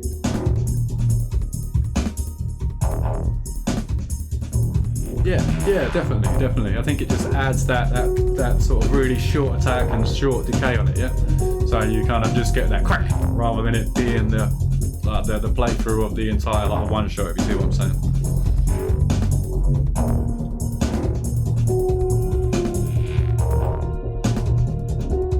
Well, we've got it for a section, so we can bring it back in if we want to.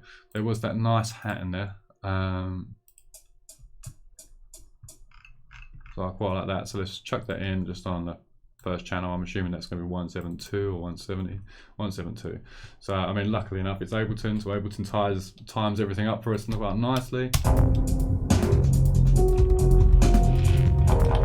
Nice. And once again, we'll add the side chain to that.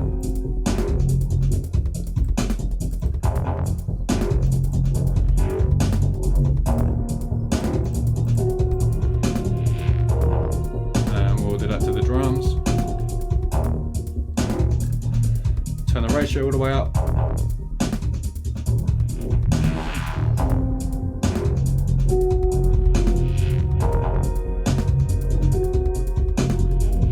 And it just kind of brings it in, tightens it into the kit. And we're going to bring that into the drum group.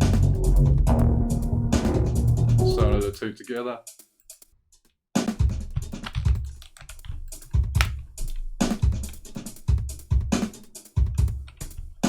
The whole group.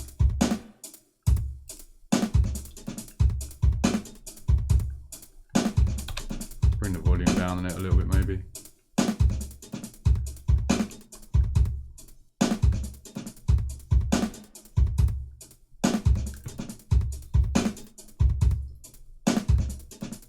Yeah, that kit sounded nice. And those little rides coming in the background.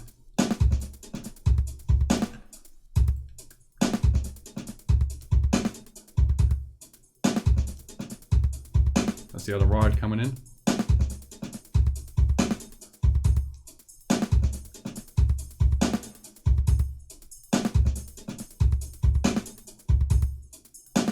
There we go. So that it's just in there. Totally, it's like you miss it when it's not there, or you notice it when it's not there. Just to make those drums just sparkle a little bit, just a bit more interesting.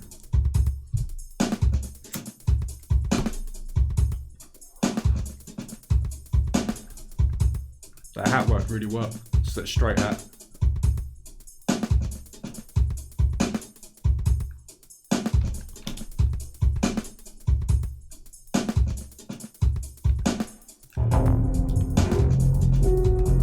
Where's that piano? Let's turn that off again for a sec.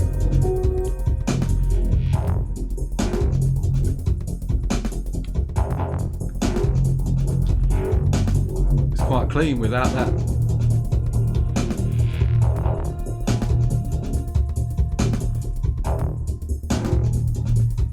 Bring it next time round.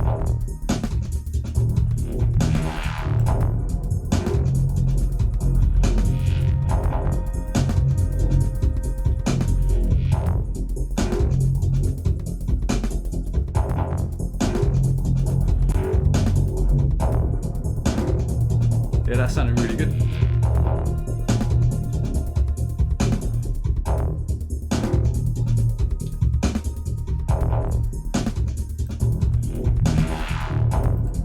Nice.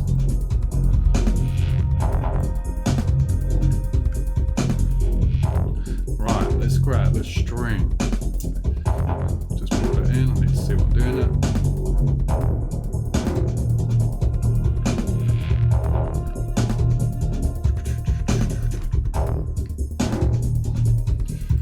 Okay, pads. We should have a pad called string 3, which is a really, really old string, basic string from the old sampler days. And I've lost it. That's about right. Okay, that's cool. So we'll go for Creamery, which was Creamery was straight out of the Virus C,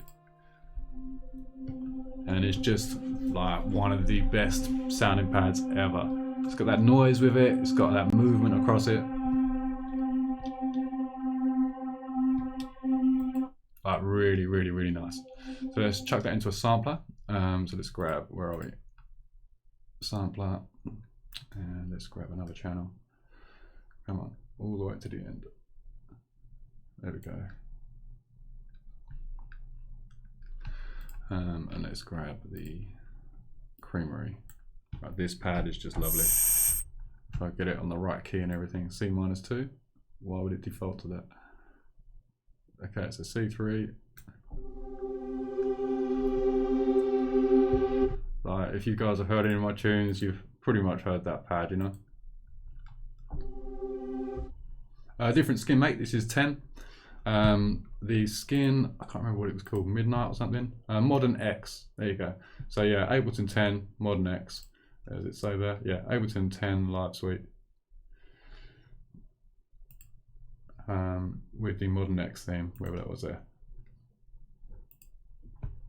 Yeah, man, it's a free theme, of course. So what we do with this, we bring the start point up. So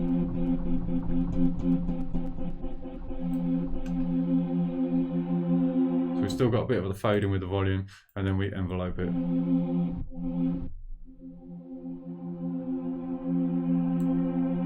And then we need lots of release.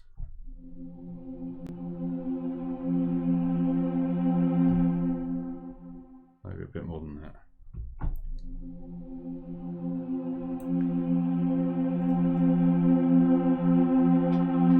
Man. There you go, you see the notes? The notes cutting out? when I play the same note again, I'll take the R off. Let's turn the voices up with this.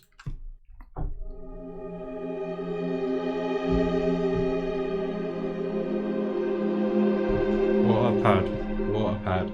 So that was straight out of the what do we call it? The Virus C, and yeah, it's just wicked. Right, let's bang a compressor on there, and let's grab that delay. Cheers, man. It's like the old drum and bass days, man, as much as anything else. It was Hide the Tears. I don't know if anybody knows that tune, but Hide the Tears was all that. I think that might have even been the chord. But yeah, there you go. There's it was definitely like that pad, 100%. So I've got the compressor on here. We're going to sort that out quickly. We're going to give it some ratio and just bring the threshold down.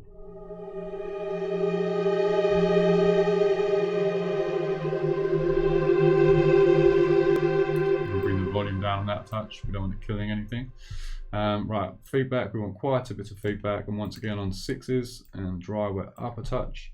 Because what we want is we want this kind of big swimming sort of tail end on this pad, you know. We want a low cut and just bring that up a touch, size all the way up, stereo all the way up, decay time about 11 seconds again. For me is a sweet spot with this reverb unit. And then the density up all the way, scale up all the way, make it as big as physically possible. And then the dry wet we're going to take up a little bit. So we've now got this big swimming.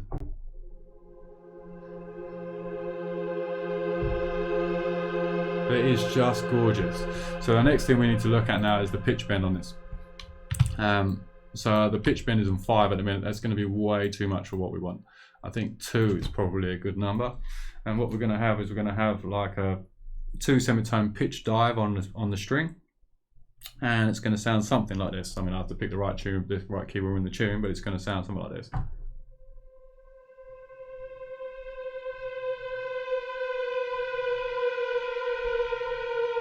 And that delay kind of catches that pitch bend, you know, with that reverb, and you get that feel out of it, that diving sort of metalheads, very metalhead sort of style sound, you know. Like I say, a staple that I've been using for years and years and years. I love it.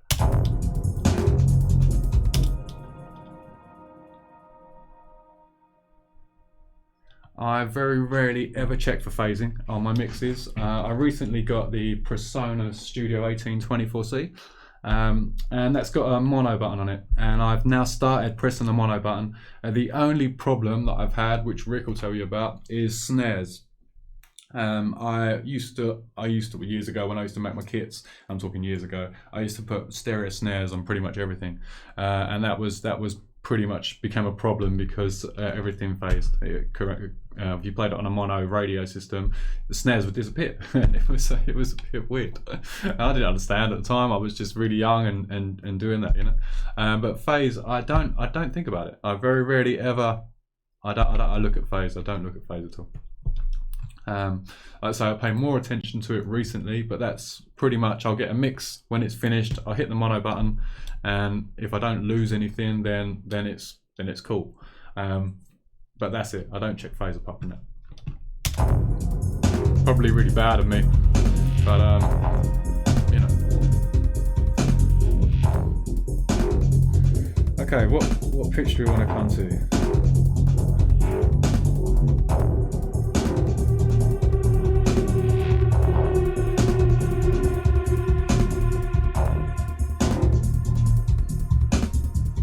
Yes, I would have thought so, man.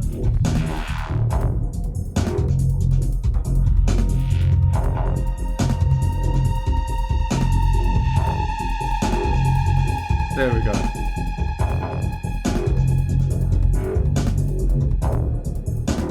Lovely. Something really, really edgy about it, and that for me is yeah, that's the one, you know. So yeah, let's record that in. Let's find a decent note for it, a decent place for it. I normally like going across the middle sort of section here on a chord change. Nice. I will do, Jeff. Definitely, man.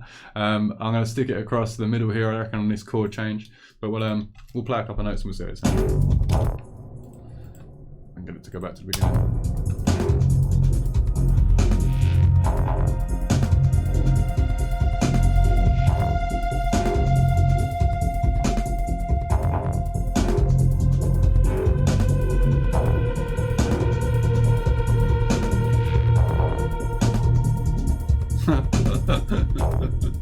Yeah, I've not done anything to the Nightbot. I've not adjusted anything. It's just how it was when I did the YouTube thing. So yeah, it does keep coming up. I do apologise if it's something that I have done. If you guys notice anything that's like easily solved that I've done that would look better or whatever, then give me a shout. You know, just hit me up. I'm more than open to suggestions. This is all brand new to me. But in that, I did find the right key for it. The key was C. And it pitches right the way down to, well, only not right the way down, pitches down to the B flat or A sharp. And it goes across this middle section, which ties in the two sections as well. So let's record that.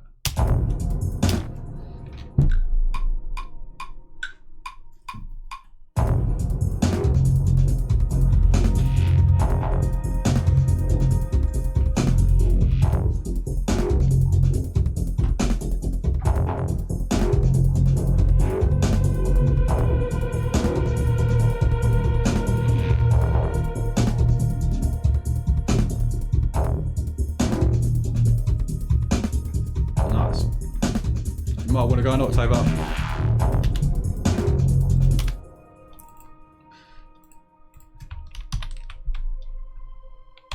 And then we want to bring the volume down quite a lot on it. So let's try that.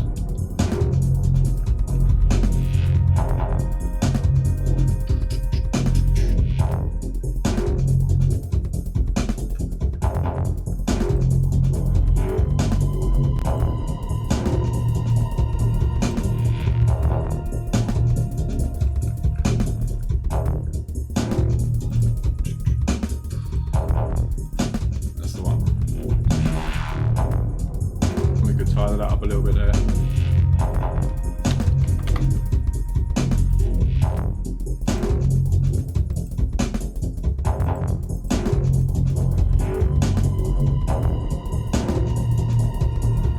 Nice.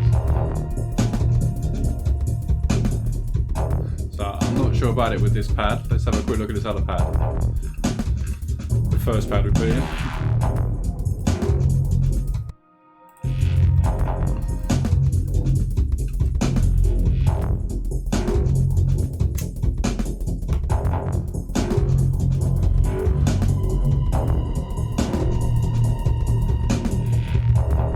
Yeah, man, totally as well. I keep looking at the other screens to get to my arrangement page or whatever, and it's just, yeah, man, it's weird, but it's cool, man. It's cool. I'll get used to it, I reckon. I've always worked with 2 screens or 3 screens or 4 screens, so recently 4. But yeah, man, it is what it is. I get a bit lost because I have to keep switching the page to get to the mixer page and then back to and then it's just a group of controls again, which is just a bit weird. That is cool, good, man. I hope it's not showing too bad, you know, that I look a bit cack-handed as it was. Fumbling my way through.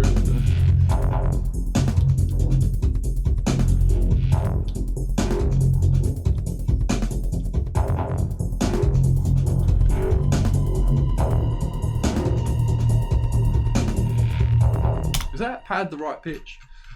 Let's have a little look here. Let's just try pitching it about a little bit.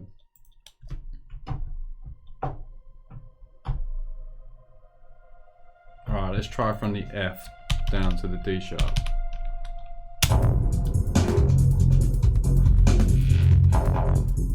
Might make more sense.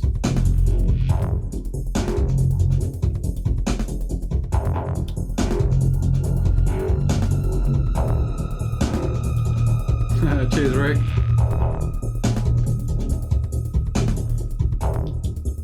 That was nice. I'm going to try an octave lower.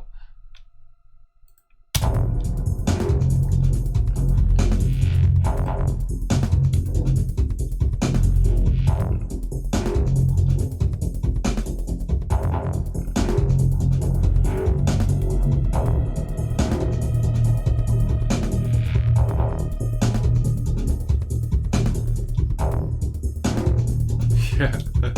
Oh, dude, I spent ages like, do I do like a wide thing? And then I was like, no, I want to see anything with regards to the screens. You know, it's just, yeah, it is what it is. And like, I might look like I don't know what I'm doing, but dude, it is what it is. Like, ultimately, as long as you guys are enjoying it and you're kind of following along and maybe learning a few bits that you didn't know, or you know, even just an insight as to how I work, then it's all good, man. It's all good. I'm also having to remember to keep talking about it. I don't want to sit here in silence and do it.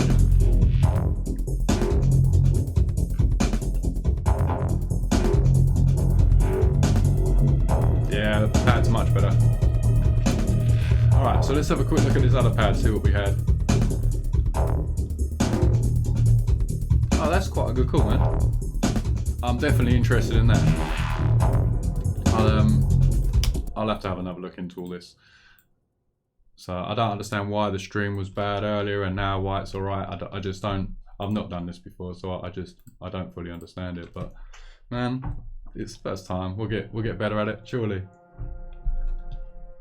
But I'm definitely going to look into that. If I can move my mouse and then it changes the screen, that could be handy. Make sure I haven't got anything dodgy on any other screens.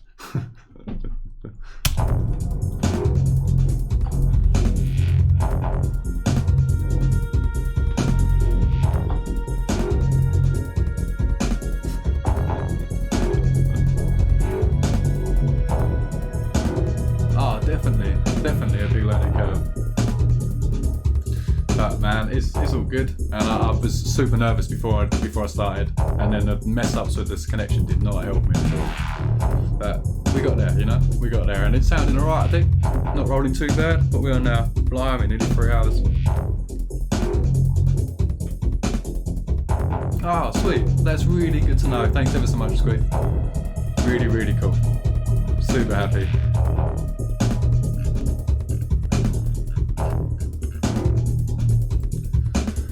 I might try and get a bit more of a plan together for next time, maybe. But yeah, no, it's all good. I think we'll maybe add another noise in, and then we'll call it a night. What we've done 3 hours, I think, and maybe sort of 2 hours without any massive lags on the stream or anything. So but yeah, well, like I say, thanks for tuning in, everyone. It's been wicked having you, and encouraging, definitely encouraging. And we'll try and get this a few times a week, you know. Okay.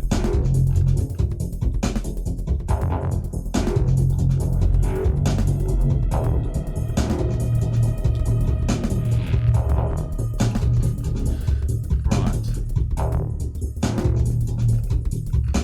We get some more effects in there. So I've got some old film effects from the old drum and bass days that I still use religiously. They're the first ever film samples that I took, and I love them. Like, they're so cool.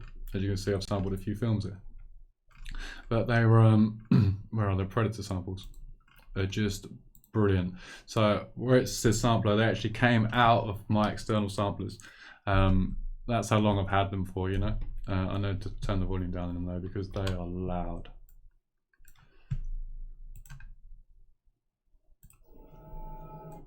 Right.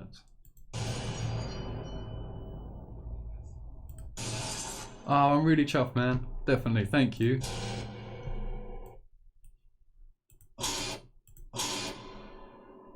Right, that's this.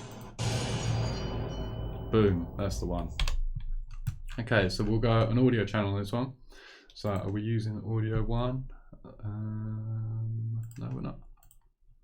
Man, I don't know why I'm struggling to see this tonight, but here we go.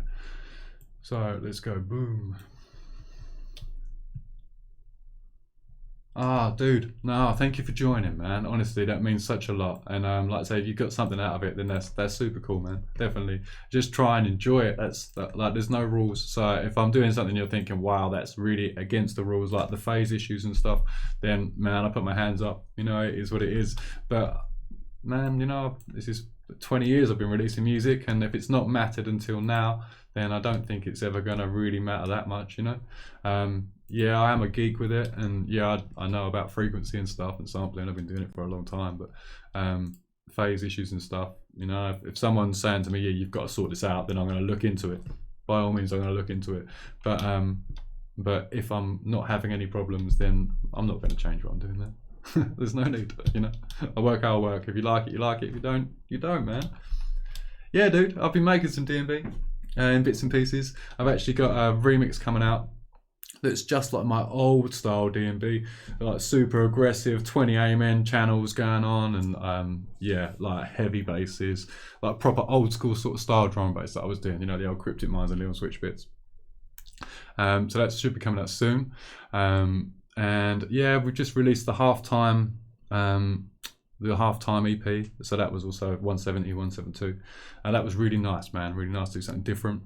And I love drum and bass, I always have done. I just didn't fall out with it. I just needed to do something different. I did 12 years of the same style of music, and in a scene that was hard going, you know.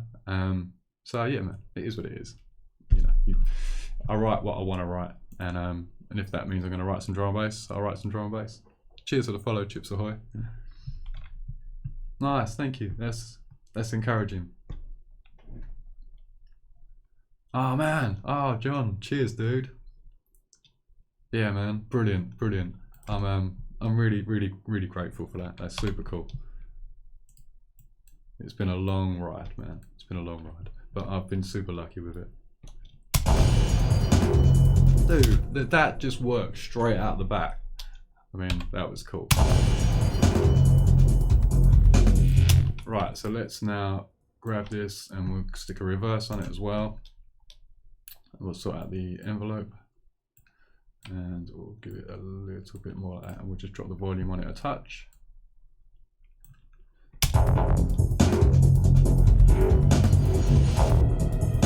Nice. Just check out the endpoint on that. That seems all right. So let's now grab this, put it straight after that. And we'll do the same sort of thing here. We might pitch it down a little bit. And the disco car, I sent a few tracks to the Wheel for feedback and said, holy shit, man. Oh man, that's super cool.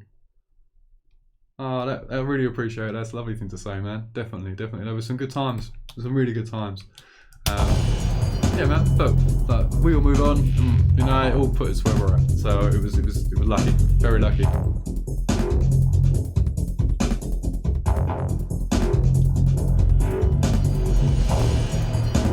Nice. So the channel's a bit loud, but we got the idea with it. Once again, I'm going to stick a reverb on it because that's a staple of mine. It's not drums or bass.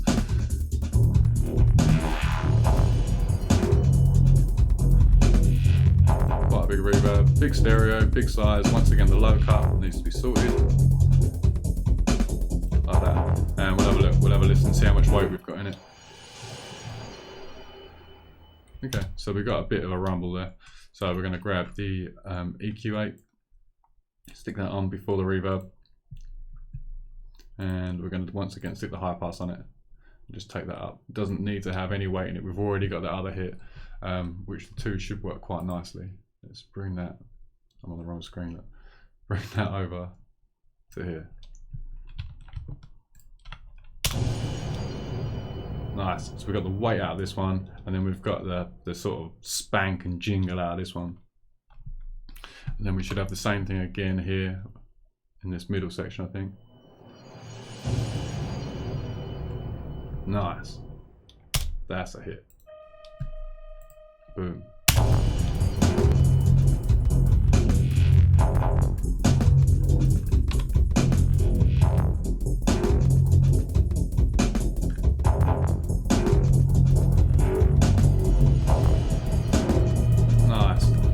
Becomes a wash in the background, you know.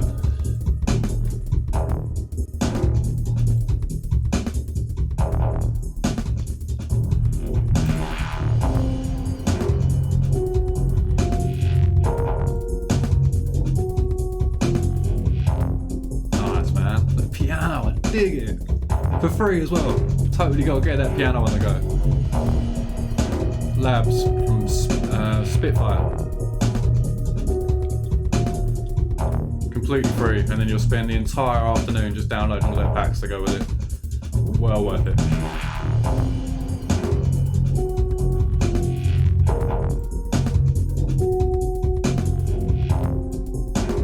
string should complement that now as well.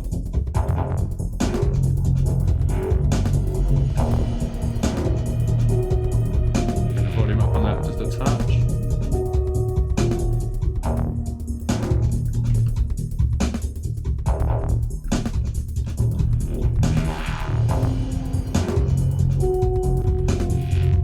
It's lovely, man. It's really, really, really nice. And if you've got like a sustain pedal, it totally hooks up with it and it totally just works. It's really, really nice. Oh, thanks, Jeff. Cheers, outsource, man. I'll have to do some more work on it and we'll maybe get it in the game folder.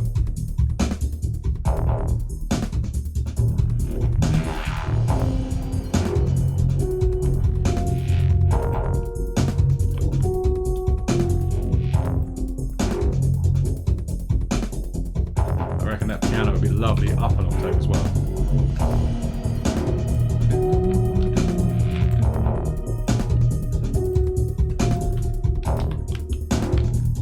Oh, let's double it.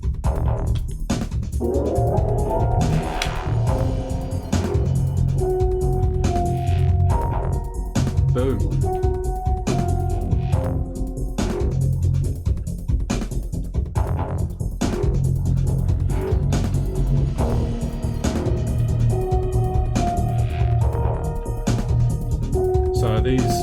These high notes are a bit loud, so we're going to drop the volume on these. So it's a grab. I love it. Get rid of those ones, and then let's alternate and drag down. And let's also just zoom in a very touch to the beginning here, and let's just move it.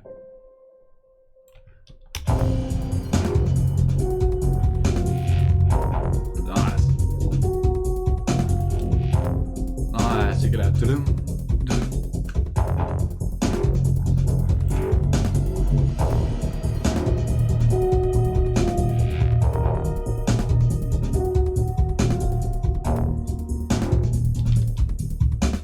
Okay, what we are going to do is we're going to grab this note here.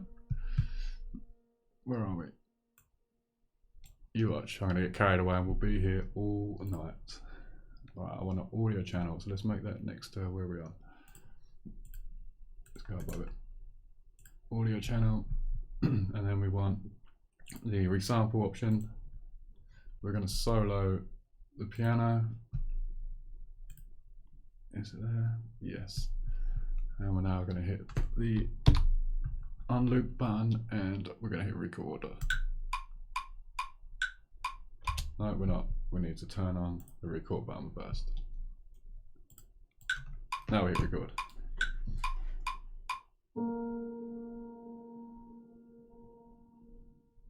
Brilliant. We'll let that tail off a little bit.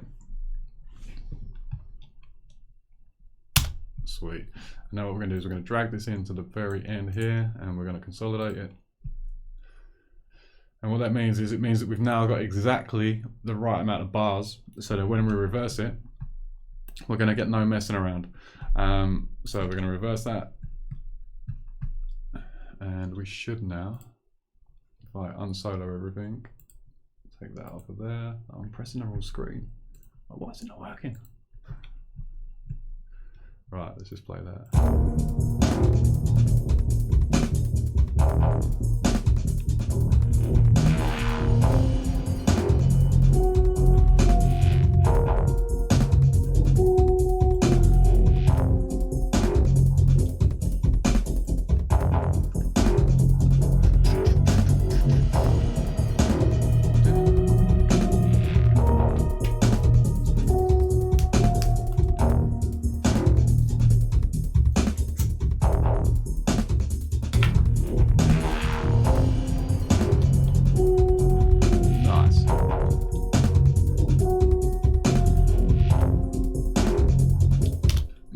I really like that. So let's get rid of these top piano notes just for a second. Even that on its own, that's lovely. Those choice of notes in a chord, that's really cool. And we'll just turn them off. So we've deactivated those notes. And it's ready then for if we want it. Let's have a little look at this.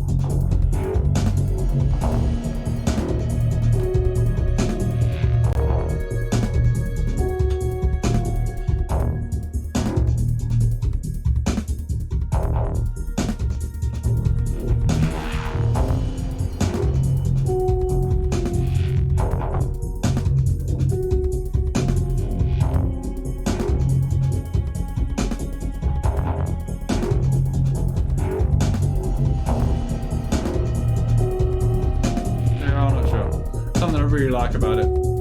Something I'm not sure about it. How does the original part sound?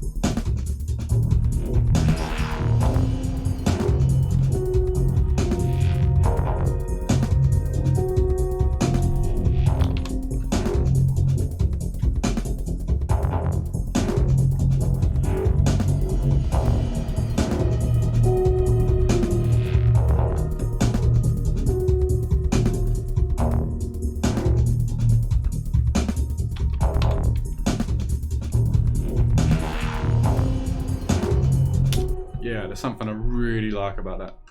So I'm just feeling that we need some more drums or slightly different sounding drums over the top of it. Like I like the drums, but I'm like that with it. So let me have a quick look here. What have we got? I think, have I got like a reverb kit here? Because I think that'll work quite nicely. I think, right, let me come to this folder over here. Favorites, is it? I think that might be it. So, we're going to overwrite that channel.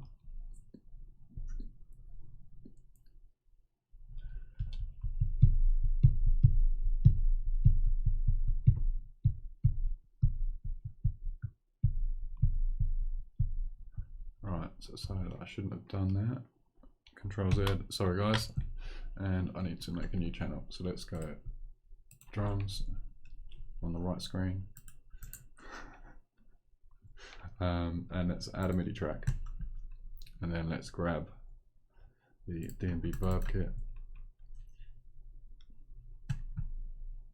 There we go.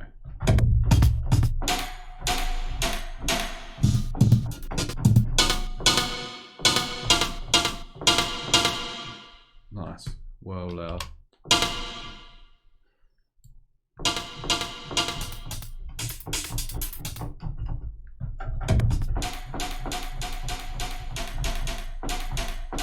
So the same snare, just pitched. Right, let's have a look at this.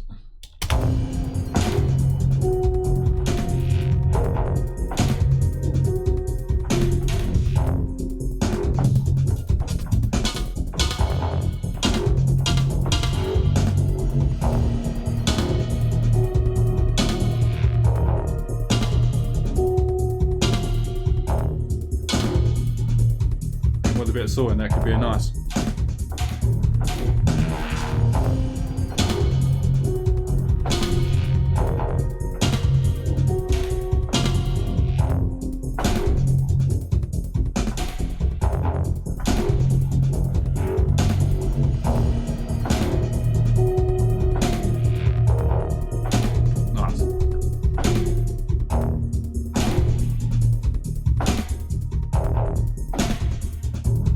Pitch different. Right, let's get that.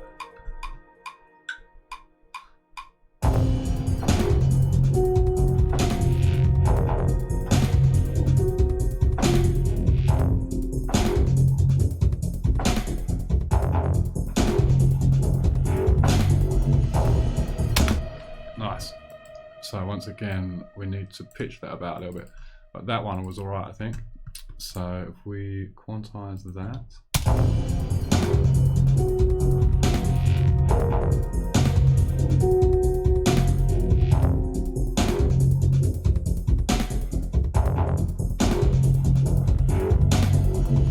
nice.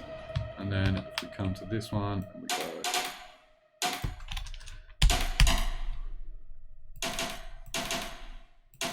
right, we just need to pitch these two so that they're a bit more in key.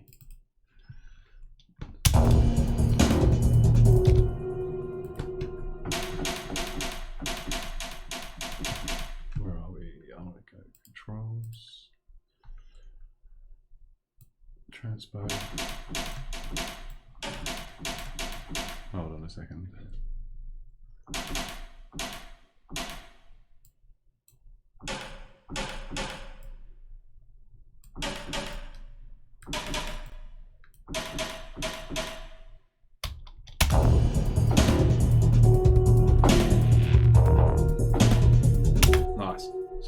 next one, which is this one, and that goes down just a semitone. There. Right.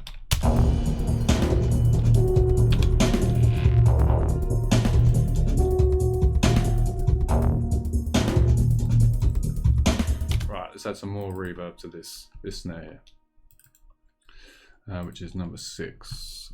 So we want to go to audio effects, reverb. It's not the nicest sounding snare, but it's got potential, and that's all we need. So here, so low cut,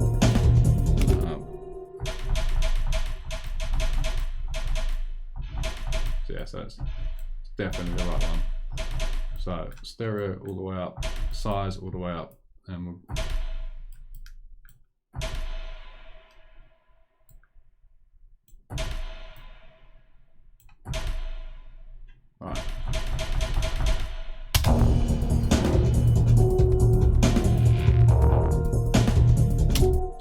so let's roll back some of that dry wet.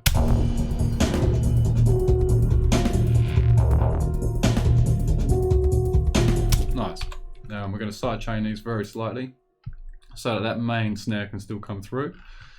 So we want the compressor, and we're going to put this, that's a serious chain I've got on there. Wow, didn't expect that. We're going to put this here. So this is on the overall group on the drums. This is an old drum kit. Wow. And we want to side chain it to the main drums, which is this one. So this is on the overall kit, so it should do all the snares. So we just want to very slightly just give that a little duck.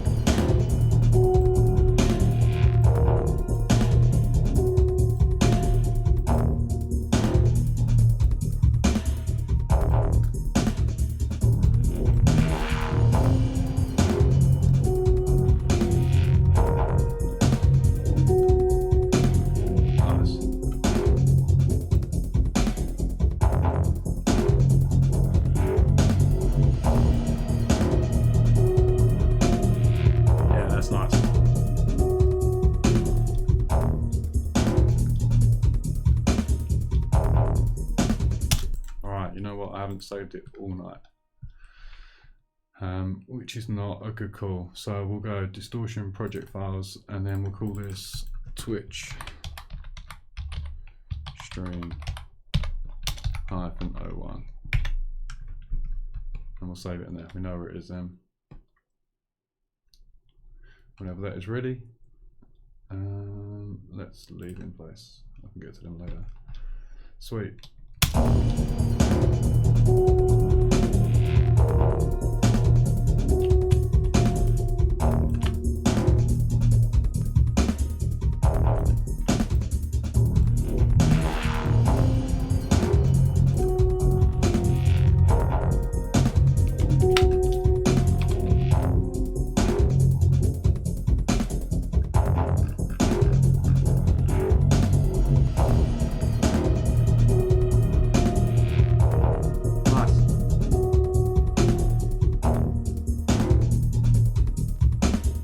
I think we did alright there tonight, in the end. I hope you've enjoyed that. Thank you so much for staying throughout the whole thing, even with the glitches, with the internet and the problems we've been having, and I really appreciate it. That's been really good fun. I probably mumbled a lot and stumbled a lot, and I'm sorry about that, but I really appreciate it. I really appreciate everyone making it in, and thank you, Move Dubstep. Yeah, definitely brilliant. Take care, guys. Have a good weekend, rest of your weekend, and I will see you very soon. We're going to start getting this on a regular. I'm going to start doing demos as well, demo nights, I think, at some point, where we listen to a few demos, play them through, and and it's a few ideas anyway. But any ideas on the whole thing, give me a shout. Anything I've done wrong, or you think I can do better or anything, give me a shout. It's really appreciated. Lots of love, big up, and take care. Till next time.